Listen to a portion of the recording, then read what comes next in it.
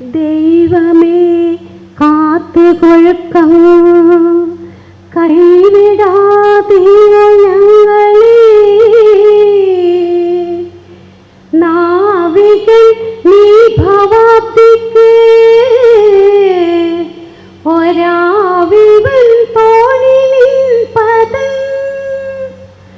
ഒന്നൊന്നായി എണ്ണി എണ്ണി തൊട്ടെന്നും പൊരുളൊടുങ്ങിയാൽ നിന്നിടും ദൃക്ക് പോലുള്ള നിന്നില സ്പന്ദമാകണം. അന്നവസ്ത്രാദി മുട്ടാതെ തന്നു രക്ഷിച്ചു ഞങ്ങളെ. ധന്യരാക്കുന്ന നീയൊന്നു തന്നെ ഞങ്ങൾക്കു തമ്പുരാൻ. ആഴിയും തിരയും കാറ്റും ആഴവും പോലെ ഞങ്ങളും മായയും മഹിമയും നീയുമെന്നുള്ളിലാകണം. നീയല്ലോ സൃഷ്ടിയും സ്രഷ്ടാവായതും സൃഷ്ടിജാലവും. നീയല്ലോ ദൈവമേ സൃഷ്ടിക്കുള്ള സാമഗ്രിയായതും. നീയല്ലോ മായയും മായാവിയും മായാവിനോദനും. നീയല്ലോ മായയെ നീക്കി സായുജ്യം നൽകുമാരനും. നീ സത്യം ജ്ഞാനമാനന്ദം, നീ തന്നെ വർത്തമാനവും ഭൂതവും ഭാവിയും വേറൽ ഓതും മൊഴിയുമോർക്കിൽ നീ. അകവും പുറവും തിങ്ങും മഹിമാവാർന്ന നിൽപ്പതും പുകഴ്ത്തുന്നു ഞങ്ങളങ്ങേ. ഭഗവാനെ ജയിക്കുക ജയിക്കുക മഹാദേവ, ദീനാവന പരായണ. ജയിക്കുക ചിദാനന്ദ, ദയാസിന്ധോ ജയിക്കുക. ആഴമേറും നിന്മഹസാം ആഴിയിൽ ഞങ്ങളാകവേ. ആഴണം വാഴണം നിത്യം, വാഴണം വാഴണം സുഖം. റഹീം മാസ്റ്ററുടെ ഓർമ്മ ദിനാചരണം 7ാമത്തെ വർഷമാണിത്. ഈ ദിനത്തിലാണ് 7 വർഷങ്ങൾക്ക് മുമ്പ് നമ്മുടെ പ്രിയങ്കരനായ റഹീം മാസ്റ്റർ നമ്മോട് ഇവിടെ പറഞ്ഞിരുന്നത്. പ്രിയമുള്ളവരെ, ഈ വേദിയിൽ സദസ്സിൽ ഉപവിഷ്ടരായ എല്ലാവർക്കും എൻ്റെ വിനീതമായ നമസ്കാരം. ഇന്നത്തെ ഈ ദിനത്തിൽ നമ്മൾ റഹീം മാസ്റ്ററെ പറ്റി ചിന്തിക്കുമ്പോൾ അദ്ദേഹം അവസാനമായി പുത്തലം അമ്പല ക്ഷേത്രത്തിൽ അതിനടുത്തുള്ള ഒരു അരയാൽ മരത്തിൻ്റെ കീഴിൽ പണ്ട് വർഷങ്ങൾക്ക് മുമ്പ് മഹാത്മജി സന്ദർശനം നടത്തി. ആ ഓർമ്മയിലാണ് ആ ക്ഷേത്രത്തിൽ എല്ലാ വർഷവും ഈ സ്മൃതി ദിനാചരണം ആഘോഷിക്കുന്നത്. ഈ റഹീം മാസ്റ്റർ അവസാനമായി അവിടെ ഗാന്ധിജിയുടെ സന്ദർശന സ്മരണ പുതുക്കാൻ വേണ്ടി ചേർന്ന യോഗത്തിൽ സംസാരിച്ചു കൊണ്ടിരിക്കുമ്പോൾ അദ്ദേഹം ഇങ്ങനെ ഓരോ വിഷയവും പരാമർശിച്ചു പോകുന്ന അവസരത്തിൽ നമ്മുടെ മഹാത്മജിയുടെ ദർശനങ്ങളെ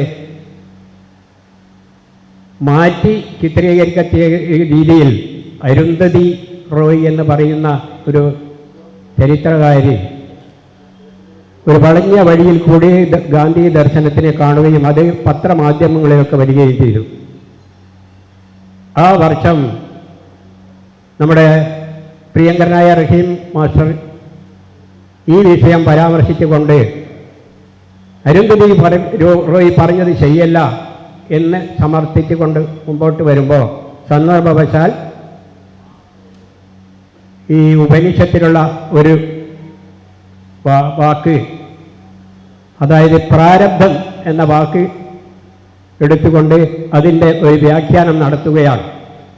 ഈ വ്യാഖ്യാനം നടത്തിക്കൊണ്ടിരിക്കുമ്പോൾ അദ്ദേഹം പറഞ്ഞത്, എനിക്കെന്തോ ഒരു ക്ഷീണം തോന്നുന്നു, ഞാനൊന്നിവിടെ ഇരിക്കട്ടെ എന്ന് പറഞ്ഞപ്പോൾ മാഹിയിലെ ഗാന്ധിയനായ കെ ഹരീന്ദ്രൻ താങ്ങിപ്പിടിക്കുകയും സാവധാനം കസേരയിലിരുത്തി നമ്മുടെ ഈ അവിടെയുള്ളൊരു സഹോദരി കൈവശമുണ്ടായിരുന്ന വെള്ളം എടുത്ത് കുടിക്കാൻ കൊടുക്കുകയും ചെയ്തു. വളരെ പെട്ടെന്ന് തന്നെ ആസ്പത്രിയിലേക്ക് കൊണ്ടുപോയി വഴിക്ക് വെച്ച് അദ്ദേഹം നമ്മോട് വിട പറഞ്ഞിരിക്കുകയാണ്. ആ ഒരു വിടവ് ഇനിയും നമ്മുടെ നാട്ടിൽ നികത്താൻ എത്ര കാലഘട്ടം വേണ്ടിവരുമെന്നൊന്നും നമുക്കാർക്കും പറയാൻ പറ്റില്ല.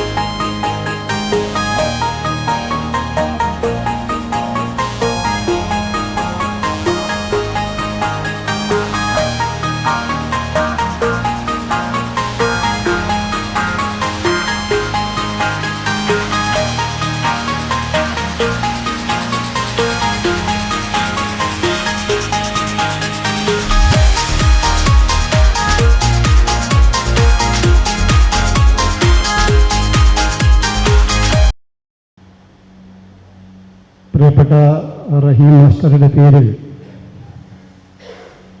കഴിഞ്ഞ ഏതാനും വർഷങ്ങളായി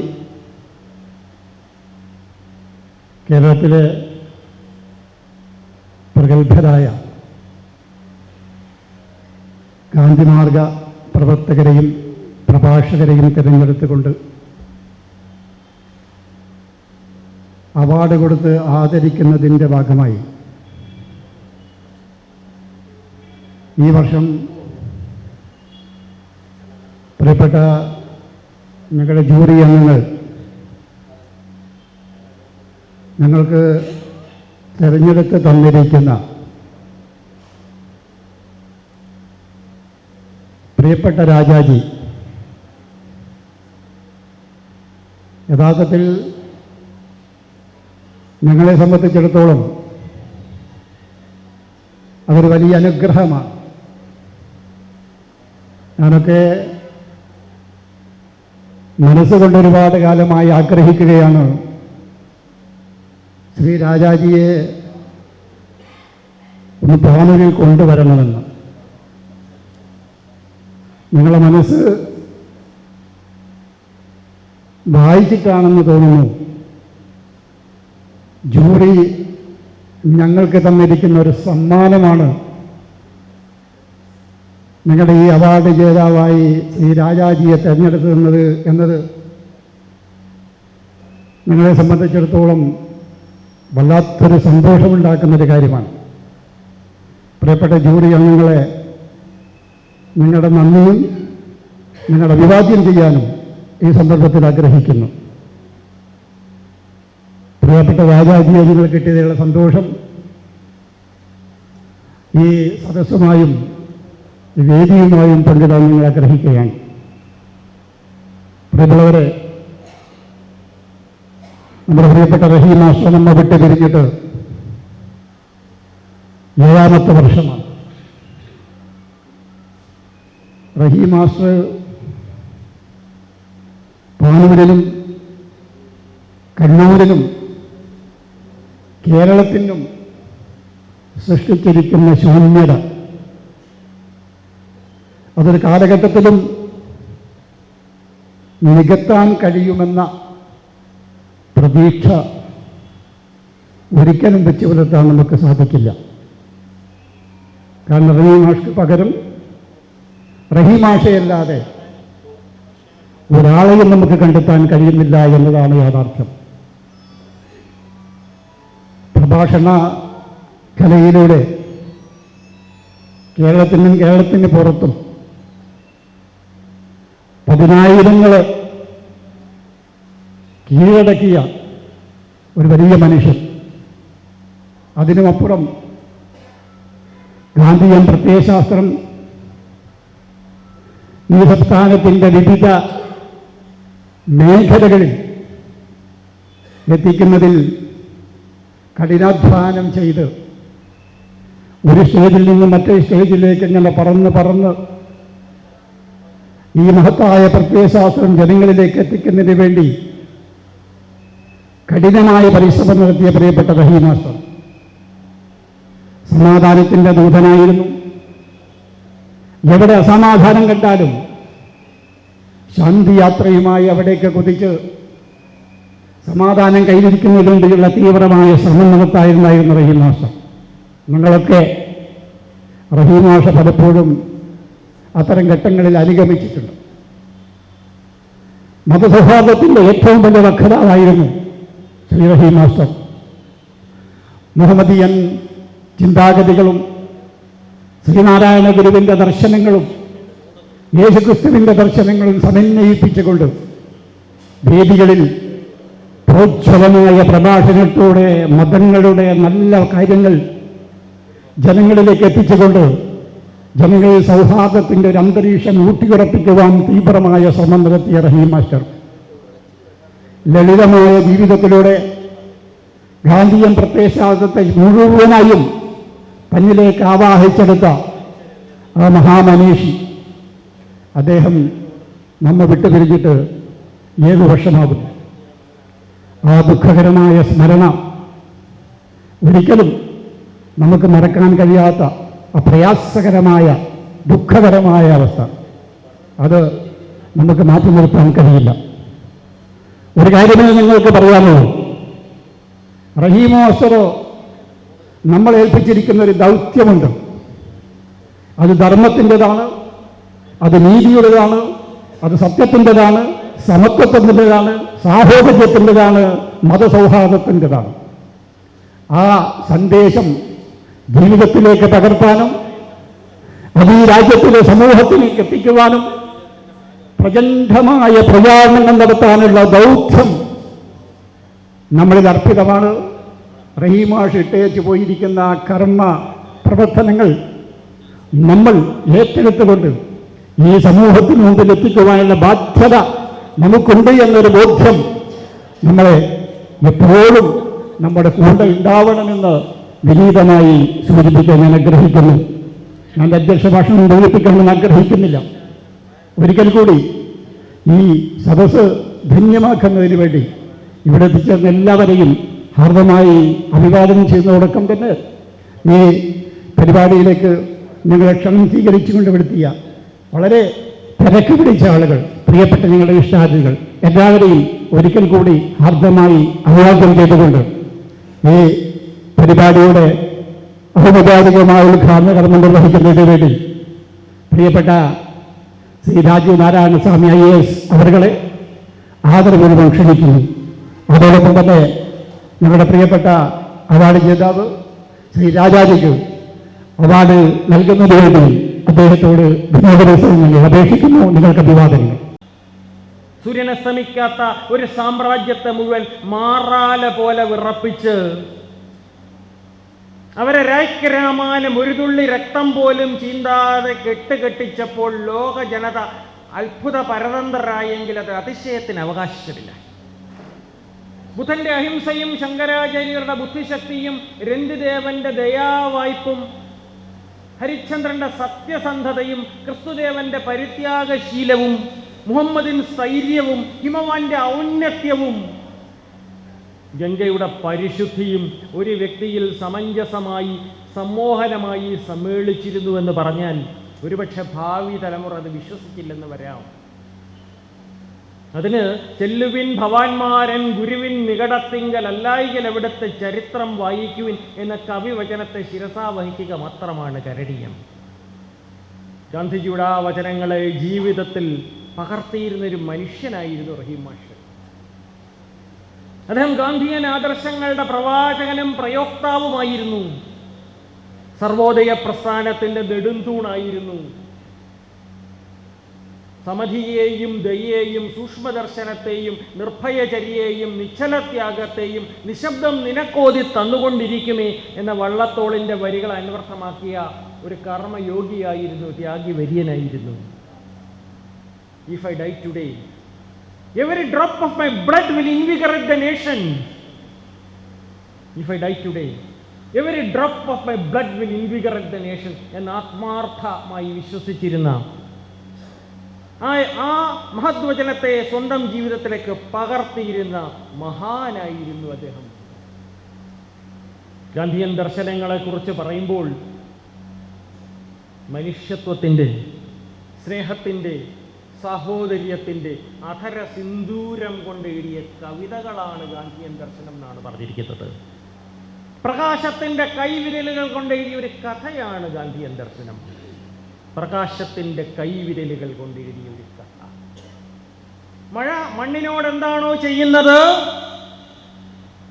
മഴ മണ്ണിനോട് എന്താണോ ചെയ്യുന്നത്, അതാണ് ഗാന്ധിയൻ തത്വചിന്ത ഭാരതീയ സമൂഹത്തോട്, വിശ്വസമൂഹത്തോട് ചെയ്യുന്നത്. അതിൻ്റെ ആഖ്യാന ശില്പം ക്ഷേത്ര കലയുടെ സൂക്ഷ്മ സുഭഗതയെയാണ് പ്രകടിപ്പിക്കുന്നത്. ഗാന്ധിയൻ ദർശനങ്ങൾ അടിമുടി പരിശോധിച്ചാൽ അദ്ദേഹത്തിൻ്റെ എൻ്റെ സത്യാന്വേഷണ പരീക്ഷണങ്ങൾ, മൈ എക്സ്പെരിമെന്റ്സ് വിത്ത് ട്രൂത്ത് എന്ന മഹത്തായ ഗ്രന്ഥം തലനാരിഴ കീറി പഠിച്ചാൽ അതിൽ നിഴലിക്കുന്നത് മനുഷ്യത്വമാണ്. സ്നേഹിക്കയില്ല ഞാൻ നോവും ആത്മാവിനെ സ്നേഹിച്ചിടാത്തൊരു തത്വശാസ്ത്രത്തെയും. സ്നേഹിക്ക ഉണ്ണി നീ നിന്നെ ദ്രോഹിക്കുന്ന ജനത്തെയും. പരാപരാത്മൻ ഭക്തഭിഗമ്യൻ ഭവാനെയാർ കാണുന്നു ചരാചര പ്രേമാഞ്ജനമെഴുതിന ചക്ഷുസില്ല ഞാൻ.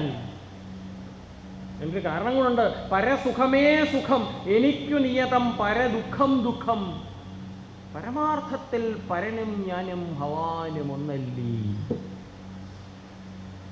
ഭവാൻ അധീനം പരമൻ ഉടലും പ്രാണലും അവ രണ്ടും പരാർത്ഥമാക്കുക പകലും രാവും പ്രഭോ നമസ്കാരം എന്ന ഉള്ളൂരിൻ്റെ പ്രേമ സംഗീതത്തിൽ അലയടിക്കുന്നത് ഗാന്ധിയൻ ദർശനമല്ലേ, ഗാന്ധിയൻ തത്വചിന്തകൾ തന്നെയല്ലേ എന്ന് ഞാൻ പലപ്പോഴും സംശയിക്കാറുണ്ട്, സന്ദേഹിക്കാറുണ്ട്. ഏതായാലും പരക്ക നമ്മെ പാലമൃതൂട്ടുന്ന പാർവണ ശശിബിംബമായ പരസ്പര സ്നേഹം, പരക്ക നമ്മെ പാലമൃതൂട്ടുന്ന പാർവണ ശശിബിംബമായ പരസ്പര സ്നേഹം സങ്കുചിതത്വത്തിൻ്റെ കൺമതിലുകളെ തച്ചുടച്ചുകൊണ്ട് മനുഷ്യത്വത്തിൽ അധിഷ്ഠിതമായൊരു സമൂഹം കെട്ടിപ്പടുക്കുവാൻ ഇടയാകുമാറാകട്ടെ. അതാവട്ടെ റഹീം മാസ്റ്ററുടെ ഈ ചരമവാർഷിക അനുസ്മരണത്തിൻ്റെ സന്ദേശം എന്ന് ഞാൻ ഒരു വേള ആശിക്കുന്നു, ആശംസിക്കുന്നു, പ്രാർത്ഥിക്കുന്നു. ഈ ചടങ്ങിൻ്റെ സംഘാടകരെ അനുമോദിക്കുന്നു, അഭിനന്ദിക്കുന്നു. ഇന്നത്തെ പുരസ്കാര ജേതാവിന് അനുമോദനത്തിൻ്റെ നറുമലരുകളും വാടാമലരുകളും അർപ്പിക്കുകയും ചെയ്യുന്നു. ഒരു ഉപഭോഗ സംസ്കാരത്തിൻ്റെ കൂലംകുത്തി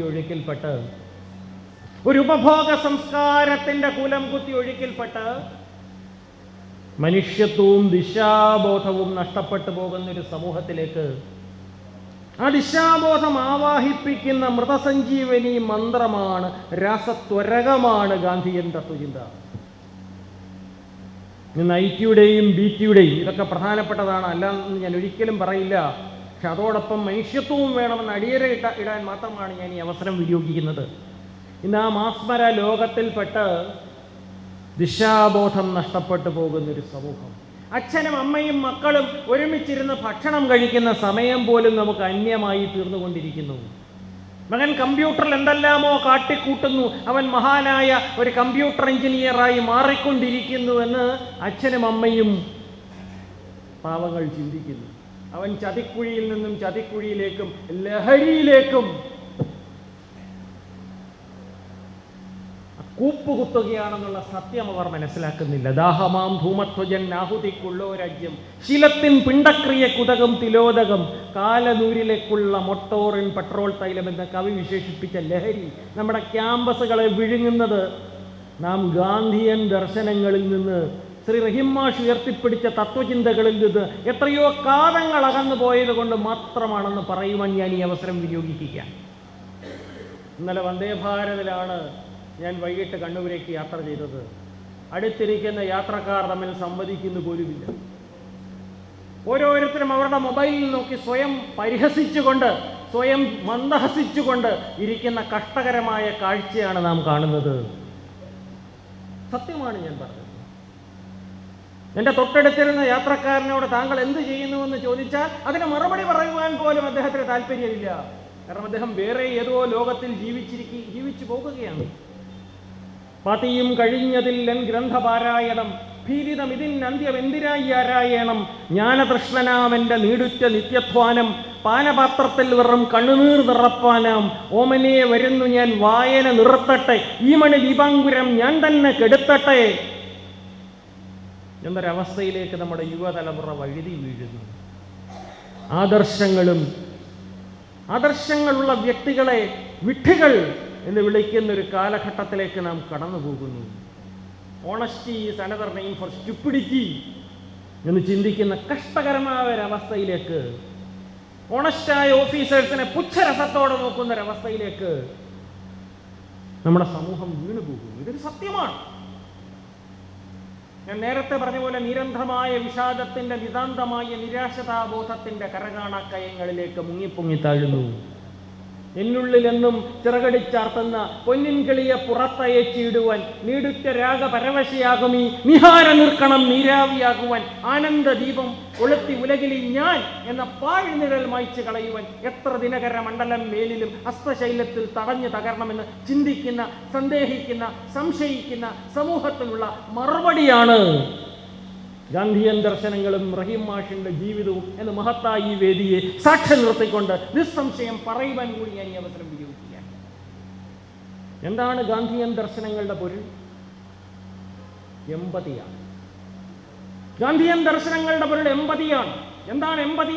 അന്യന്റെ വീക്ഷണകോണത്തിലൂടെ അന്യന്റെ ജീവിതത്തെ കാണാനുള്ള അതുല്യമായ അഭൗമമായ കഴിവാണ് എമ്പതി. ഇമോഷണൽ ഇന്റലിജൻസിന്റെ പരാകാഷ്ഠയാണ്. അന്തിക്ക് തിരിച്ചെത്തി മീൻപിടുത്തക്കാർ മുറ്റും, ഹന്ത കൂട്ടത്തിൽ ഒരാളിൽ അവളുടെ കാന്തൻ. അന്തിക്ക് തിരിച്ചെത്തി മീൻപിടുത്തക്കാർ മുറ്റും, ഹന്ത കൂട്ടത്തിൽ ഒരാളിൽ അവളുടെ കാന്തൻ എന്ന വാക്കുകൾ കേൾക്കുമ്പോൾ ആ മത്സ്യത്തൊഴിലാളി സ്ത്രീയുടെ സങ്കടം മനസ്സിലാക്കാനുള്ള കഴിവ് അവനുണ്ടായിരിക്കണം, അവൾക്കുണ്ടായിരിക്കണം. അതാണ് എമ്പതി. അങ്ങനെ എമ്പതിയുള്ള, മനസ്സുള്ള, മനസ്സാക്ഷിയുള്ള ഒരു തലമുറയെ വാർത്തെടുക്കുക. അതായിരുന്നു ഗാന്ധിയൻ തത്വചിന്തയുടെ പൊരുൾ. മനസ്സുള്ള, മനസ്സാക്ഷിയുള്ള ഒരു തലമുറ. അപ്പരബ്രഹ്മം താൻ ഞാനെന്ന് കൂറുന്നു, രാപ്പകൽ എന്നോട് എന്നെ അന്തറിയാമി. അതാണ് മനസ്സാക്ഷി. അത് നമുക്ക് നഷ്ടമായിക്കൊണ്ടിരിക്കുന്നു. കാലമായി കാലമായി കാതരരാമിവർ കാത്തിരുന്നിടുന്നു കന്മതിൽക്കപ്പുറം മായാകുമാരക പോരുക തേടുവാൻ മായക്കതീരം അജ്ഞാതമാം ശാന്തിയെ. അതാണ് മനസ്സ്. അങ്ങനെ മനസ്സുള്ള, മനസ്സാക്ഷിയുള്ള ഒരു തലം. വീണപൂവിലെ വരികൾ എൻ്റെ മനസ്സിലേക്ക് കൂടിയെത്തുന്നു. കണ്ണേ മടങ്ങുക കരിഞ്ഞു മലിഞ്ഞു മാശു മണ്ണാകും ഈ മലര് വിസ്മൃതമാകും ഇപ്പോൾ എണ്ണീട് കാർക്കിൽ ഇത് താൻ കരു സത്യമെന്ത് കണ്ണീരിനാൽ അവനി വാഴ്വ് കിനാവ് കഷ്ടം. പ്രിയപ്പെട്ടവരെ, സ്വാതന്ത്ര്യം കൈവരിച്ചിട്ട് ഇത്രയേറെ സംവത്സരങ്ങൾ കടന്നുപോയിട്ടും നമ്മുടെ നാട്ടിലെ നല്ലൊരു ശതമാനം ജനങ്ങളും ദാരിദ്ര്യരേഖയ്ക്ക് താഴെ ജീവിക്കുന്നവരാണ്. To wipe every tear out of every eye. അതായിരുന്നു ഗാന്ധിയൻ ആദർശം. To wipe every tear out of every eye. Rama ബിജാപുർക്കറുടെ പ്രശസ്തമായ വരികൾ എൻ്റെ മനസ്സിലേക്ക് ഓടിയെത്തുന്നു. Which India and whose India are you talking about? There is one India whose proud inhabitants enjoy higher per capita income than Brazil. There is a larger one that is slightly poorer than Indonesia. But there is also a third one, more than double in size of the sum of the first two, which is almost as poor as Bangladesh. Most Indians do not work in the organized sector.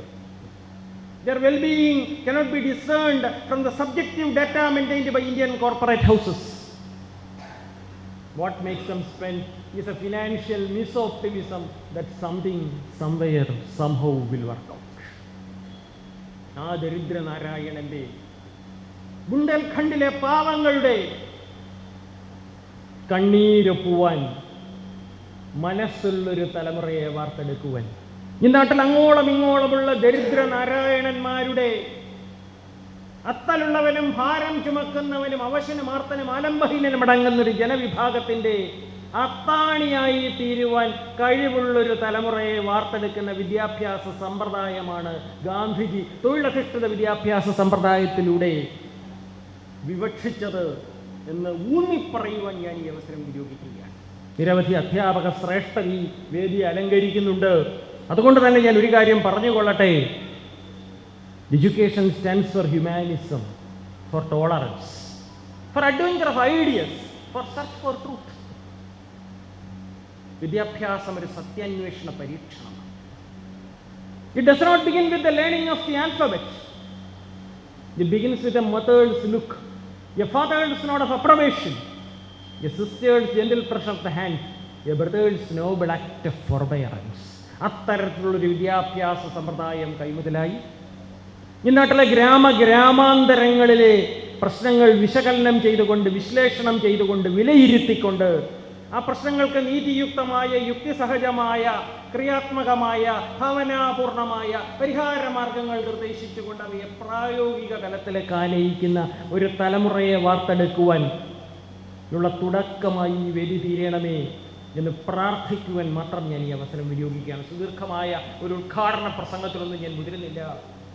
1947 August 14 അർദ്ധരാത്രി നാം നമ്മുടെ ജനതയ്ക്ക് വാഗ്ദാനം ചെയ്ത ഒരു trust with destiny ഉണ്ട്. നിങ്ങൾക്കറിയാം, long years ago we made a trust with destiny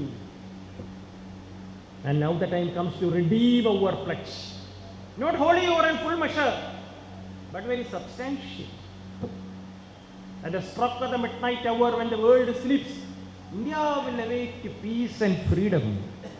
ആ ട്രസ്റ്റ് വിത്ത് ഡെസ്റ്റിനിയെ ഒരു ട്രസ്റ്റ് വിത്ത് ഡെസ്റ്റിറ്റ്യൂഷനായി മാറാതെ കണ്ണിലെ കൃഷ്ണമണി പോലെ കാത്തു സൂക്ഷിക്കുന്ന ഒരു തലമുറയെ വാർത്തെടുക്കാൻ കഴിയുമെങ്കിൽ മാത്രമേ റഹീം മാഷയുടെ ആത്മാവിനോട് നാം നീതി പുലർത്തുകയുള്ളൂ. ബസീരെ ലോകവും और टूटे वादों उनका अनकहा कसीसा हमें बसीरे लोगों the forgotten people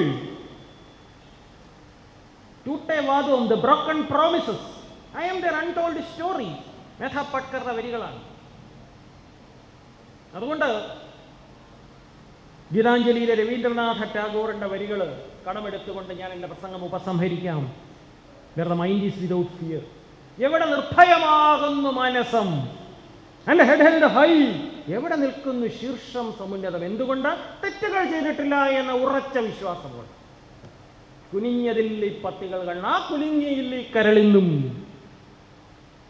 ഒരു കാര്യം കൂടെ സുഗതകുമാരി ടീച്ചർ പറയുന്നുണ്ട്, കുനിഞ്ഞ പത്തികൾ താഴാതെ ഇപ്പോഴും ഉയർന്നു നിൽക്കാൻ ബലവും ഞാൻ.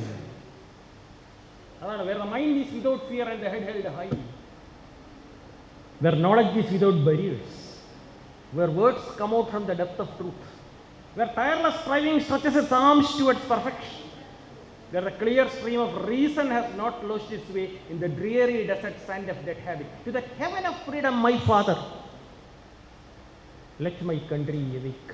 ആ എവേക്കനിങ് ആണ്, ആ ഉയർത്തെണീപ്പാണ്, ആ ഉണർത്ത് പാട്ടാണ് എന്നെ സംബന്ധിച്ചിടത്തോളം ഗാന്ധിയൻ ദർശനങ്ങളും റഹീം മാഷയുടെ ജീവിതവും.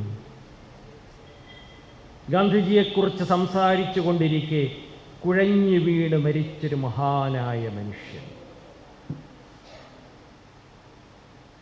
ഗാന്ധിജിയെക്കുറിച്ച് സംസാരിച്ചു കൊണ്ടിരിക്കെ കുഴഞ്ഞു വീണ് മരിച്ച മഹാനായൊരു മനുഷ്യൻ. ഏത് തരത്തിലുള്ള ഒരു തലമുറയെ വാർത്തെടുത്താൽ മാത്രമേ നാം അദ്ദേഹത്തിൻ്റെ ആത്മാവിനോട് നീതി പുലർത്തുകയുള്ളൂ. സത്യത്തിൻ്റെ, ധർമ്മത്തിൻ്റെ, നീതിയുടെ, ന്യായത്തിൻ്റെ ആകത്തുകയായൊരു തലമുറ. തെറ്റുകൾ വിളിച്ചു പറയുവാനും ശരിക്കു വേണ്ടി ആത്മാഹുതി ചെയ്യുവാനും തയ്യാറെടുപ്പുള്ളൊരു തലമുറ. സൂര്യനസ്തമിക്കാത്ത സാമ്രാജ്യത്തെ മാറാല പോലെ വിറപ്പിച്ചവരെ രാജ്യരാമാനം കെട്ടുകെട്ടിച്ച ഇന്ത്യൻ വിദ്യാർത്ഥി വർഗത്തിന്റെ പിൻതലമുറക്കാരായിട്ടുള്ള തലമുറ. അച്ചടക്കത്തെ സംബന്ധിച്ചിടത്തോളം കാസാഭ്യംഗമാരായിട്ടുള്ള തലമുറ. ലക്ഷ്യബോധമുള്ളൊരു തലമുറ. Set a goal, work hard, success will come to you എന്ന് വിശ്വസിക്കുന്ന ഒരു തലമുറ. അമ്പ ഭാരത ധാത്രി ഹൃത്തിനാൽ നെറുകയിൽ ചുംബനം ചെയ്തോതുന്നു തൻ സ്വരം പതറവേ. എന്താണ് ചുംബനം ചെയ്തോതിയത്? ജീവനന്ദിനി ചിരംജീവ നിൻ സ്വാതന്ത്ര്യച്ഛാപാവനജ്വാലാനാളമങ്ങോളം ജ്വലിക്കട്ടെ. ആ സ്വാതന്ത്ര്യച്ഛാപാവനജ്വാലാനാളത്തെ സ്വാതന്ത്ര്യ സമരകാലത്ത് നാം മുറുകെ പിടിച്ച ആദർശങ്ങളെ, അർത്ഥനഗ്നനായ ഫക്കീറിന്റെ തത്വങ്ങളെ പിന്തുടരുന്ന ഒരു തലമുറ. ഭാരതമതങ്കജം ചങ്ങല പൊട്ടിച്ചത് പാരിനെ ചതച്ചുകൊണ്ട് അങ്ങിങ്ങ് പായാനല്ല, പിന്നെന്തിനാണ്? വാരിയിൽ വീഴിക്കപ്പെട്ടുഴലും തൻ കൂട്ടരെ ചേണിച്ച തുമ്പിക്കയ്യാൽ പിടിച്ചു പൊക്കാനത്രേ. അതിന് അണ്ണൻ കുഞ്ഞും തന്നാലായതെന്ന രീതിയിൽ ആത്മസമർപ്പണം ചെയ്യുന്നൊരു തലമുറ. ഞാൻ ഏതാനും നിമിഷം മുമ്പ് പുരസ്കാര ജേതാവുമായി ചർച്ച ചെയ്തപ്പോൾ അദ്ദേഹം പറയുകയായിരുന്നു, ചമ്പൽ താഴ്വരകളിൽ, അതുപോലെ തന്നെ ജബൽപൂരിനടുത്താണല്ലോ ബുണ്ടൽഖണ്ഡ്, അവിടെ 2 ഇലക്ഷൻ ഡ്യൂട്ടി ചെയ്യാനുള്ള ഭാഗ്യം എനിക്ക് ലഭിച്ചിട്ടുണ്ട്. ജബേരയിലായിരുന്നു ഞാൻ. മധുരയിൽ, ഛത്തീസ്ഗഡിന്റെ തലസ്ഥാനമായ റായ്പൂരിൽ, എല്ലായിടത്തും മാനവ സേവയാണ് യഥാർത്ഥമായ മാധവ സേവ എന്നുയർത്തിപ്പിടിച്ചെന്ന മുദ്രാവാക്യം മുറുകെ പിടിച്ചുകൊണ്ട് ത്യാഗമെന്നതേ നേട്ടം താഴ്വതാൻ അഭ്യുന്നതി എന്ന കവിവചനത്തെ അനുസ്മരിപ്പിച്ചുകൊണ്ട് സേവനം മുദ്രാവാക്യമായും ത്യാഗം ജീവിതവ്രതമായും സ്വീകരിച്ച് മുന്നേറുന്ന നല്ലൊരു മനുഷ്യനാണ് ഈ വേദിയിൽ ആദരിക്കപ്പെടുന്നത് എന്നതറിയുന്നത് എനിക്ക് അതിയായ സന്തോഷമുണ്ട്. ഇന്ന് ജനുവരി 13 സ്വാമി വിവേകാനന്ദനെ ഓർക്കാതിരിക്കാൻ എനിക്ക് കഴിയില്ല. What India wants is men and women with muscles of iron, nerves of steel and gigantic wills. which nothing can resist, which can penetrate into the innermost secrets of life എന്ന് പറഞ്ഞ മഹാനായ മനുഷ്യൻ. ഇന്ത്യയുടെ സ്പിരിച്വൽ റിനൈസൻസിനും ഇന്ത്യയുടെ scientific റിനൈസൻസിനും നടുനായകത്വം നൽകിയ മഹാനായ വ്യക്തി. Arise, awake and stop not till the goal is reached എന്ന് പറഞ്ഞ മഹാനായ വ്യക്തി. തീർച്ചയായിട്ടും ആ പാതാരവിന്ദങ്ങളെ കൂടി പിന്തുടരുന്നൊരു തലമുറ. സഹസ്രയുഗങ്ങളായി തൻ്റെ വക്ഷത്തിൽ നിന്നും തൻ്റെ നെഞ്ചിൽ നിന്നും നിത്യേന സൂര്യബിംബത്തെ ആകാശത്തേക്ക് തൊടുത്തു വിടുകയും പ്രപഞ്ചത്തിൻ്റെ അവിരാമമായ വൃദ്ധക്ഷയ പ്രക്രിയയ്ക്ക് ശ്രുതി ചേർത്ത് പ്രവഹിക്കുകയും ഹിമവദ്ഗിരിയുടെ കരളലിഞ്ഞു മാറുന്ന കണ്ണീരിനെ ദുഃഖാർത്ഥനായ മനുഷ്യൻ വാർക്കുന്ന കണ്ണീരിനോട് കൂട്ടിക്കലർത്തി ഒഴുക്കുകയും ചെയ്യുന്ന ഗംഗാപ്രവാഹം പോലെ നിർമ്മലമായ ഒരു മനസ്സുള്ളൊരു തലമുറയെ സൃഷ്ടിക്കുന്ന പ്രക്രിയയ്ക്ക് ഈ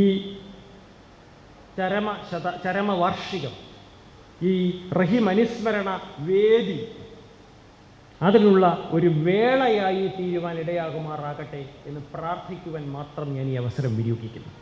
in some faint dawn, in some dim eve, like a gesture of light, like a dream of delight. പോണ്ടിച്ചേരിയിലെ അരവിന്ദോ ആശ്രമത്തിലെ അമ്മയുടെ വാക്കുകളാണ്. In some faint dawn, in some dim eve, like a gesture of light, like a dream of delight. Let this day, let this celebration attain its solemn objectives എന്ന് മാത്രം ആശംസിച്ചുകൊണ്ട് ചെന്ന ഭാരതയുടെ കൈകളിൽ പിടിക്കുവാൻ എന്ന പോൽ സമാന്തരം പായുന്ന പാളങ്ങളെ, റെയിൽ പാളങ്ങളെ പുലരിക്കതർവെന്ന് മുന്നമേ പരത്തുന്ന പുതിയ വെളിച്ചം ഈ ഞങ്ങളിൽ പകരുന്നു. ആ മനുഷ്യത്വത്തിൻ്റെ വെളിച്ചം തലമുറകളിൽ നിന്ന് തലമുറകളിലേക്ക്, എൻ്റെ തലമുറയിൽ നിന്ന് അടുത്ത തലമുറയിലേക്ക്, എൻ്റെയും നിങ്ങളുടെയും തലമുറയിൽ നിന്ന് കുഞ്ഞുങ്ങളിലേക്ക് പകർന്നു നൽകുവാൻ ഈ വേദി സാക്ഷ്യം വഹിക്കുവാൻ ഇടയാകുമാറാകട്ടെ എന്ന് ആശംസിച്ചുകൊണ്ട് എല്ലാവിധ ഭാവുകങ്ങളും നേർന്നുകൊണ്ട് ഗഗനകൂടാരം തുറന്നു നീ നോക്കുക, ഒന്നകലെയെങ്ങാനും പ്രകാശമുണ്ടോ?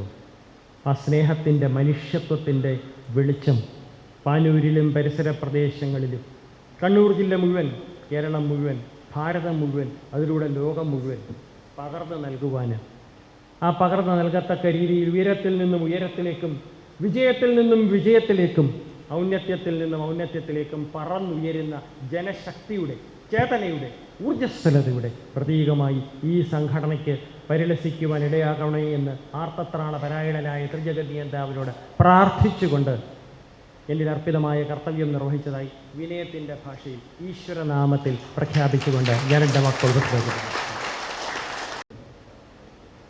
എല്ലാവർക്കും സ്നേഹപൂർണമായ നമസ്കാരം. സ്നേഹനിർഭരവും അതോടൊപ്പം അഭിമാനോജ്വലവുമായ ഈ ചടങ്ങിന് അധ്യക്ഷത വഹിച്ചുകൊണ്ടിരിക്കുന്ന KPA റഹീം സ്മൃതിവേദിയുടെ പ്രിയപ്പെട്ട ചെയർമാൻ ശ്രീ യാക്കൂബ് എലങ്കോട്, വാഗ്ദേവിയുടെ വിലാസങ്ങൾ തൻ്റെ നാവിൻ തുമ്പിലൂടെ വാരിധി തന്നിൽ തിരമാലകളെന്ന പോലെ നമുക്ക് മുന്നിൽ വർഷിച്ച് മനോഹരമായ ഒരു പ്രസംഗം നമ്മുടെ മുമ്പിൽ കാഴ്ചവെച്ച ബഹുമാനപ്പെട്ട രാജു നാരായണ സ്വാമി IAS അവർകൾ, ഈ അവാർഡ് ഇവിടെ സ്വീകരിക്കുവാൻ എത്തിച്ചേർന്നിട്ടുള്ള പ്രിയപ്പെട്ട PV രാജഗോപാലൻ, അദ്ദേഹത്തിൻ്റെ പ്രിയപ്പെട്ട ഭാര്യ ജിൽ, അതോടൊപ്പം തന്നെ ശ്രീ രാജേഷ് കോമത്ത്, റഹീം മാസ്റ്ററുടെ കുടുംബാംഗങ്ങളെ, പ്രിയപ്പെട്ട സുഹൃത്തുക്കളെ, ഡോക്ടർ PV രാജഗോപാലിനെ പരിചയപ്പെടുത്തുക എന്നതാണ് എൻ്റെ കടമ. മണിക്കൂറുകളോളം അദ്ദേഹം ചെയ്ത പ്രവർത്തനങ്ങളെ സംബന്ധിച്ച് സംസാരിക്കുവാൻ സാധിക്കും എന്ന് ആമുഖമായി പറയുവാൻ ഞാൻ ആഗ്രഹിക്കുകയാണ്. വളരെ സംക്ഷിപ്തമായി സമയത്തിൻ്റെ പരിമിതി ഉൾക്കൊണ്ടുകൊണ്ട് ഒരു നഖചിത്രം മാത്രം ഇവിടെ അവതരിപ്പിക്കുവാനാണ് ഞാൻ ഈ സന്ദർഭം ഉപയോഗിക്കുന്നത്. ഗാന്ധിയൻ ആദർശങ്ങൾ തൻ്റെ ജീവിത വ്രതമാക്കിക്കൊണ്ട് നടന്ന വ്യക്തിയായിരുന്നു KPA റഹീം മാസ്റ്റർ എന്ന് നമുക്കൊക്കെ അറിയാം.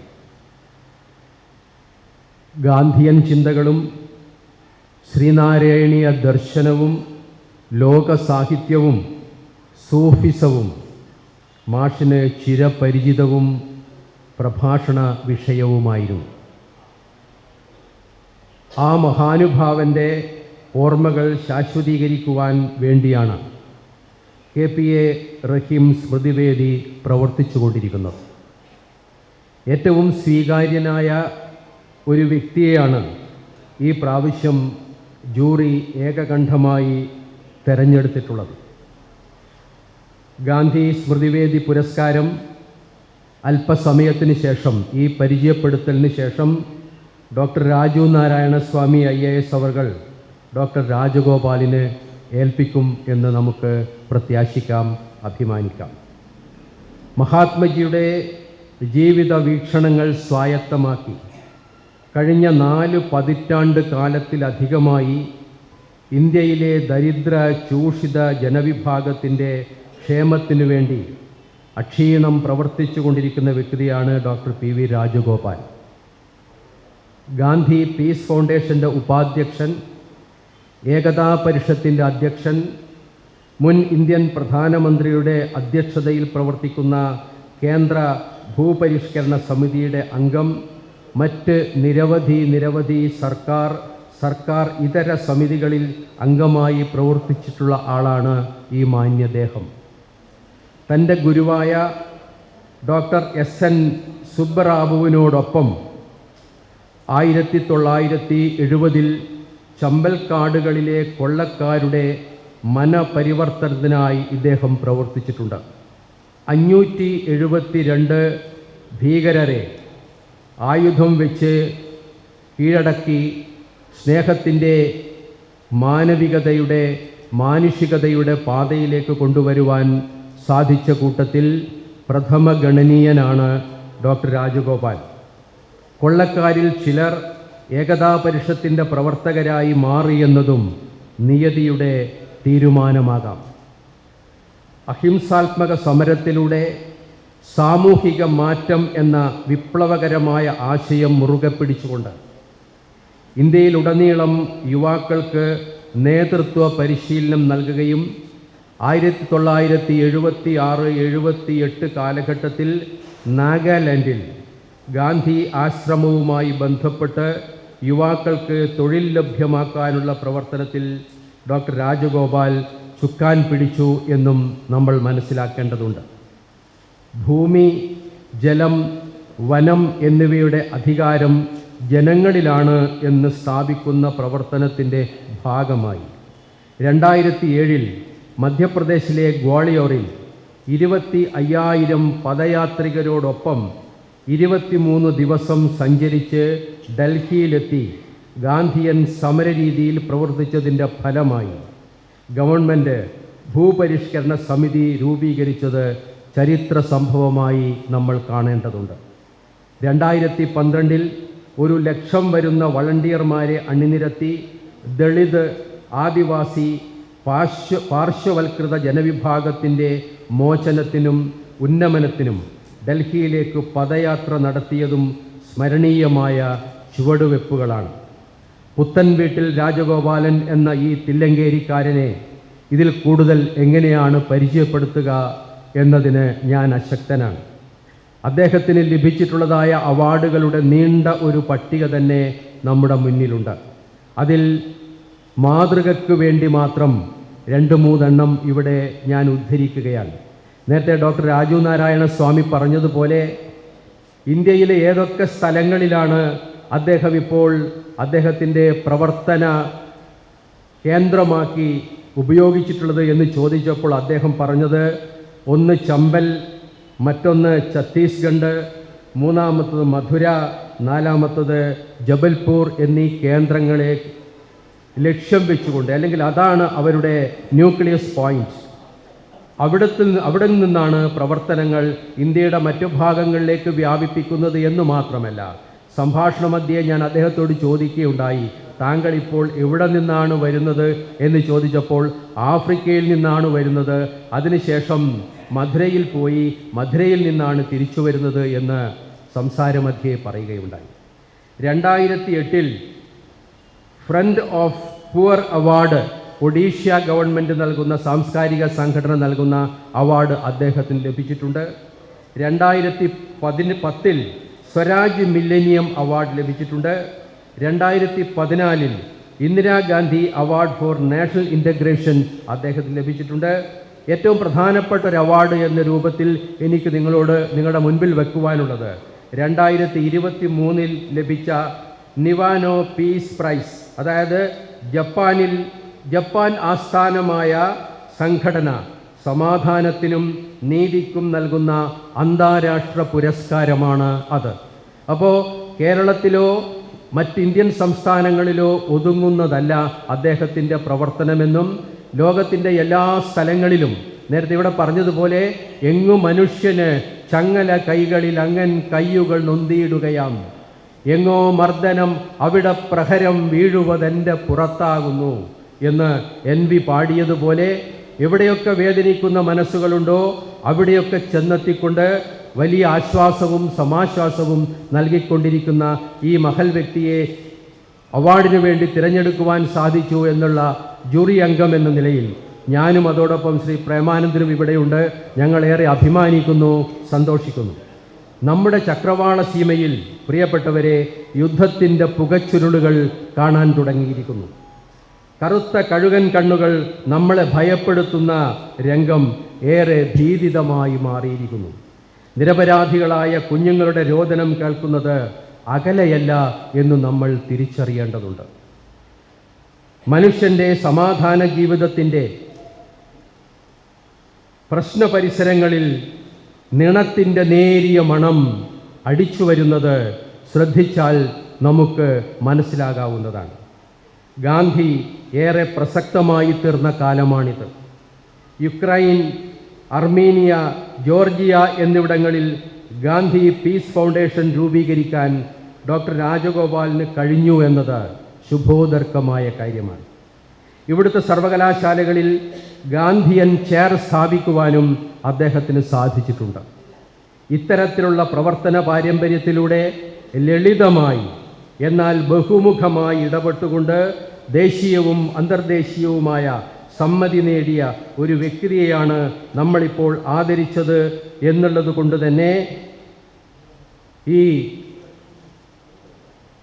സന്ദർഭത്തിൽ റഹീം മാസ്റ്റർ സ്മൃതിവേദിക്ക് എന്തുകൊണ്ടും അഭിമാനിക്കുവാൻ വകയുണ്ട് എന്ന് മാത്രം സൂചിപ്പിച്ചുകൊണ്ട് ഇതിലുമേറെ ലളിതമായ എങ്ങനെ കിളികൾ ആവിഷ്കരിക്കുന്നു ജീവനെ, ഇതിലുമേറെ ലളിതമായ എങ്ങനെ കിളികൾ ആവിഷ്കരിക്കുന്നു ജീവനെ.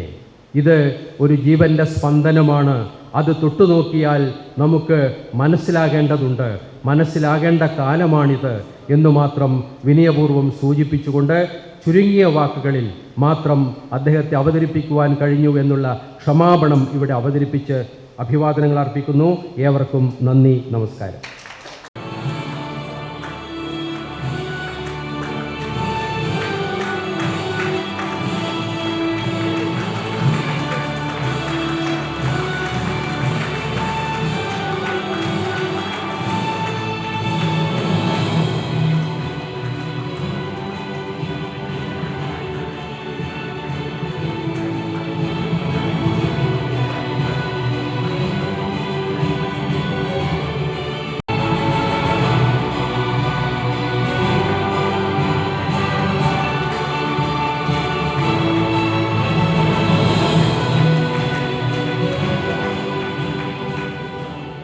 ജൂറിയോട് നന്ദി പറയാൻ ആഗ്രഹിക്കുന്നു. ഒരുപടി അപ്ലിക്കേഷൻസ് വന്നു കാണും, അങ്ങനെയല്ലോ. ഒരു അപ്ലിക്കേഷൻ മാത്രമല്ല ഉണ്ടാവുക, അല്ല ഒരു നോമിനേഷൻ മാത്രമായിരിക്കില്ലല്ലോ. കുറേ നോമിനേഷനിൽ നിന്നും തിരഞ്ഞെടുക്കൽ എളുപ്പമുള്ള കാര്യമല്ല. അപ്പം ഞാൻ ഇന്ന് വന്നപ്പോൾ തമാശയ്ക്ക് ചോദിക്കായിരുന്നു, തെറ്റ് പറ്റിയെന്ന് തോന്നുന്നുണ്ടോ? Thank you juries. That was very it's a great honour. വളരെ അഭിമാനം തോന്നുന്നു. റഹീം മാഷ്ടെ പേരിൽ ഒരു അവാർഡ് വാങ്ങുക എന്ന് പറഞ്ഞാൽ അതൊരു അഭിമാനിക്കാവുന്ന കാര്യമാണ്. കാരണം റഹീം മാഷ് എനിക്ക് നന്നായിട്ട് അറിയാം. അപ്പം ഞാൻ ആലോചിക്കുകയായിരുന്നു, ഞാൻ എപ്പോഴാണ് റഹീം മാഷുമായിട്ട് പരിചയപ്പെട്ടത്. ഞാൻ റഹീം മാഷെ ആദ്യമായിട്ട് കാണുന്നത് 2004-ലാണ്. 2004-ൽ ഒരു 50 യുവാക്കൾ കാസർഗോഡ് നിന്നും ട്രിവാൻഡ്രം വരെ യൂത്ത് എഗെയിൻസ്റ്റ് വയലൻസ് എന്നൊരു സൈക്കിൾ യാത്ര നടത്തി. യുവാക്കൾ ഹിംസയ്ക്കെതിരെ. ആ കാലത്ത് ഹിംസ വർദ്ധിച്ചുകൊണ്ടിരിക്കുന്ന സമയമായിരുന്നു ഇവിടെയൊക്കെ, കൊല്ലലും കൊലയും ഒക്കെ വർദ്ധിക്കുന്ന കാലം. അപ്പോൾ യുവാക്കളെ പ്രേരിപ്പിക്കാൻ വേണ്ടി കോളേജുകളിലും യൂണിവേഴ്സിറ്റികളിലൊക്കെ പോകാൻ വേണ്ടി 50 യുവാക്കൾ സൈക്കിളുമായിട്ട് യൂത്ത് എഗെയിൻസ്റ്റ് വയലൻസ് പറഞ്ഞു പോയി. അപ്പോൾ ജസ്റ്റിസ് കൃഷ്ണയ്യർ പറഞ്ഞു ഉദ്ഘാടനത്തിന് യേശുദാസിനെ വിളിക്കണം. അപ്പോൾ അങ്ങനെയാണ്, യേശുദാസിന് വരാൻ കഴിഞ്ഞില്ല. അദ്ദേഹം ചെന്നൈയിൽ നിന്ന് ഓൺലൈൻ ഉദ്ഘാടനം ചെയ്യുന്നു ഞങ്ങളുടെ സൈക്കിൾ യാത്രയെ. അതിൻ്റെ മുഖ്യ പ്രഭാഷകനായിട്ട് അന്ന് വന്നത് റഹീം മാഷായിരുന്നു. അങ്ങനെയാണ് ഞാൻ ആദ്യമായിട്ട് റഹീം മാഷുമായിട്ട് പരിചയപ്പെടുന്നത് യൂത്ത് എഗെയിൻസ്റ്റ് വയലൻസിൻ്റെ വേദിയിൽ വെച്ച്. അദ്ദേഹം സംസാരിച്ചത് എൻ്റെ ഹൃദയത്തിൽ തട്ടി. ഈ സ്പോക്ക് സോ വെൽ. ഇന്ന് നമ്മുടെ രാജീവ് നാരായണ സ്വാമിജി സംസാരിച്ചതുപോലെ very deep analysis, and I was moved by what he said. അപ്പോൾ പിന്നീട് പലപ്പോഴും വരുമ്പോഴൊക്കെ മാഷെ കാണുമായിരുന്നു. നമ്മുടെ പീപ്പിൾസ് മൂവ്മെൻറ്റ് ഫോർ പീസ് തുടങ്ങിയപ്പോൾ കണ്ണൂരിൽ, ഇന്നിപ്പോൾ ശാന്തിയാണ്, ഇന്ന് കമ്പാരിറ്റീവ് ശാന്തിയാണ് കണ്ണൂരിൽ. പക്ഷേ ഒരു 7 വർഷം മുൻപേ എന്തായിരുന്നു സ്ഥിതി നിങ്ങൾക്കറിയാമല്ലോ. Killing, counter killing. ആ സമയത്താണ് എല്ലാവരും കൂടി പറഞ്ഞത് നിങ്ങൾ ചമ്പൽക്കാട്ടിലൊക്കെ ചെയ്യാമെങ്കിൽ കണ്ണൂർ ചെയ്തുകൂടി. അങ്ങനെയാണ് കണ്ണൂരിൽ പീപ്പിൾസ് മൂവ്മെൻറ്റ് ഫോർ പീസ് തുടങ്ങിയത്. കുറേ സ്ഥാപനങ്ങൾ ഒരുമിച്ച് വന്ന് കോളേജുകളിൽ പോവുക, യുവാക്കളുമായിട്ട് സംസാരിക്കുക, പാർട്ടികളെയൊക്കെ വിളിച്ചിരുത്തി സംസാരിക്കുക, ഡയലോഗ് നടത്തിക്കുക. എന്തൊക്കെ ചെയ്തു? Run for peace, film for peace, music for peace, dance for peace, എന്തൊക്കെയാണ് ചെയ്യാതിരുന്നത് കഴിഞ്ഞ 7 വർഷമായിട്ട്. അപ്പോൾ ഇപ്പോൾ തോന്നുന്നു ഒരു കമ്പാരിറ്റീവ് പീസ് വന്നിരിക്കുന്നു എന്ന് തോന്നുന്നു. ഇവിടെ ഒരു കംപ്ലീറ്റ് പീസ് വന്നു എന്ന് പറയാൻ കഴിയില്ലെങ്കിലും കമ്പാരിറ്റീവ് പീസ് വന്നിരിക്കുന്നു. അതിനെ കാത്തു സൂക്ഷിക്കലാണ് ഇന്നത്തെ ആവശ്യം. പക്ഷേ ആ കമ്പാരിറ്റീവ് പീസ് വന്നത്, അതിൽ നമ്മുടെ മാഷയുടെ വലിയൊരു റോളുണ്ട്. നമ്മുടെ റഹീം മാഷയുടെ വലിയൊരു റോളുണ്ട്. പീപ്പിൾസ് മൂവ്മെൻറ്റ് ഫോർ പീസിനെ പ്രോത്സാഹിപ്പിക്കാനും അതിനെ ശക്തിപ്പെടുത്താനൊക്കെ റഹീം മാഷ് played a very important role. He was an inspiration. അപ്പം ഞാൻ കരുതാറുണ്ട്, നമ്മുടെ റഹീം മാഷ് എന്താ ചെയ്യുന്നത്? റഹീം മാഷ് വാസ് മോഡലിംഗ് ലീഡർഷിപ്പ്. അതാണ് ഇന്നത്തെ ആവശ്യം എനിക്ക് തോന്നുന്നു. ഗാന്ധിജിയെക്കുറിച്ച് നാരായണ സ്വാമിജി പറഞ്ഞില്ലേ, ഗാന്ധിജി വാസ് മോഡലിംഗ് ലീഡർഷിപ്പ്. ഒരു നല്ല ലീഡർ എങ്ങനെ ആവണം? ഇപ്പോൾ ലോകത്തിലെ ഏറ്റവും വലിയ ദാരിദ്ര്യം എന്തിനാണ്? ഏറ്റവും വലിയ ക്രൈസിസ് എന്താണെന്ന് വെച്ചാൽ ലീഡർഷിപ്പ് ക്രൈസിസാണ്. അമേരിക്കയിൽ നോക്കൂ, റഷ്യയിൽ നോക്കൂ, ടർക്കിയിൽ നോക്കൂ, എവിടെ നോക്കൂ, ലോകത്തിൻ്റെ ഏത് ഭാഗത്ത് നോക്കിയാലും there is a crisis of leadership. നല്ലൊരു ലീഡറെ കാണാനായിട്ട്. Gandhi was A good leader. അപ്പോൾ റഹീം മാഷ് was also trying two model A leadership. Simplicity, എല്ലാവരെയും കാണുക, സംസാരിക്കുക, എല്ലാവരുടെ പ്രശ്നങ്ങളിലും ഇടപെടുക, എല്ലാവരെയും സഹായിക്കുക, എപ്പോഴും പുഞ്ചിരിച്ചുകൊണ്ട് എല്ലാവരുമായിട്ട് ഇടപെടുക. He was really modelling a leadership. അതാണ് എനിക്ക് ഇഷ്ടപ്പെട്ടത്. എനിക്ക് തോന്നി കണ്ണൂരിൽ കുറേ ലീഡർഷിപ്പ് അങ്ങനെ വരികയാണെങ്കിൽ നമ്മുടെ റഹീം മാഷെ കണ്ട ആളുകൾക്കൊക്കെ ഇൻസ്പിറേഷൻ കിട്ടി. They all become intellectual but also simple, humble. ഒരു ഒതുങ്ങിയിരിക്കുന്ന ഒരു ലീഡർഷിപ്പ്. ഒരു അഭിമാനവും അഹങ്കാരവും ഞാനാണ് വലുത് എന്ന് കാണിക്കുന്ന ലീഡർഷിപ്പിന് പകരം എളിമയോടുകൂടിയുള്ള ലീഡർഷിപ്പിൻ്റെ മോഡലായിരുന്നു റഹീം മാഷ്. അതാവശ്യമാണ്. നമ്മളൊക്കെ ഗാന്ധിയിൽ ഇൻസ്പയർ ആവുന്നത് എന്തുകൊണ്ടാണ്? ഗാന്ധിയുടെ ലീഡർഷിപ്പ് മോഡൽ കണ്ടിട്ടാണ്. നമ്മുടെ ചെസ്റ്റർ ബൗൾസ് ഒരു കാലത്ത് അമേരിക്കയുടെ അംബാസിഡറായിരുന്നു ഇന്ത്യയിൽ. ഇന്ത്യൻ അംബാസിഡറായിട്ട് ചെസ്റ്റർ ബൗൾസ് ഡൽഹി വന്നപ്പോൾ മഹാത്മാഗാന്ധിയുടെ ആശ്രമം കാണാൻ പോയി, സേവാഗ്രാം ആശ്രമം. എന്നിട്ട് അവിടെ പോയപ്പോൾ ചെറിയ കുടിലിന് മുന്നിൽ നിന്നുകൊണ്ട്, ആ ചെറിയ കുടിലിന് മുന്നിൽ നിന്നുകൊണ്ട് അദ്ദേഹം എന്താ ചിന്തിച്ചത് എന്ന് അദ്ദേഹത്തിൻ്റെ ഓട്ടോബയോഗ്രാഫിയിൽ പിന്നെ എഴുതുന്നു. അപ്പോൾ എന്താ പറയുന്നത് അദ്ദേഹം?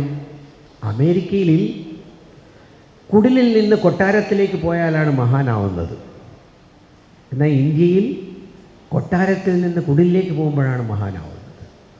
അത് ഭഗവാൻ ബുദ്ധനായാലും മഹാത്മാഗാന്ധി ആയാലും എല്ലാവരും അതാണ് കാണിക്കുന്നത്. ഈ കുറേ പണവും പദവിയും പൈസയും കാറും ഒന്നുമല്ല leadership model. And he says it in English, in America when people move from hut to Manhattan, they become great. But in India, when people move from Manhattan to hut, they become great. അതൊരു വലിയൊരു റിയലൈസേഷനാണ്. Simplicity ഒരു ലീഡർഷിപ്പിൻ്റെ മോഡലായി മാറ്റുക, അതാണ് മഹാത്മാഗാന്ധി ചെയ്തത്. അതുതന്നെ റഹീംജിയും ചെയ്തു. Simplicity as A model ലീഡറാവാൻ ആ ഗുണം ആവശ്യമാണെന്ന് അദ്ദേഹം ചെയ്ത് കാണിച്ചു. വേറൊരു കാര്യം എന്നെ ആകർഷിച്ചത് അദ്ദേഹത്തിൻ്റെ സർവധർമ്മ സമഭാവം എന്ന് പറയും.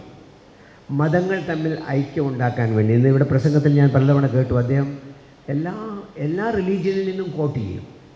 അദ്ദേഹത്തിൻ്റെ പ്രസംഗത്തിൽ ഭഗവത്ഗീതയിൽ നിന്നും കോട്ട് ചെയ്യും, ഖുറാനിൽ നിന്നും കോട്ട് ചെയ്യും, ബൈബിളിൽ നിന്നും കോട്ട് ചെയ്യും. അല്ലേ? എല്ലാ മതങ്ങളിൽ നിന്നും കോട്ട് ചെയ്യാൻ കഴിയുന്ന, ഉദാഹരണങ്ങളെടുത്ത് പറയാൻ കഴിയുന്ന ഒരു മനുഷ്യൻ, എല്ലാവരും ആകർഷിക്കാൻ കഴിയുന്ന, എല്ലാ മതങ്ങളെയും ചേർക്കാൻ കഴിയുന്ന ഒരു മനുഷ്യൻ. ഇന്ന് ഇന്ത്യയിൽ അത് വലിയ ആവശ്യമാണ്. മഹാത്മാഗാന്ധി അദ്ദേഹത്തിൻ്റെ ആശ്രമത്തിൽ രാവിലെയും വൈകുന്നേരവും 2 സമയത്തും ഓൾ റിലീജിയസ് പ്രെയർ ഓർഗനൈസ് ചെയ്തിരുന്നു. സർവധർമ്മ പ്രാർത്ഥന എന്നാണ് പറയുക അതിന്.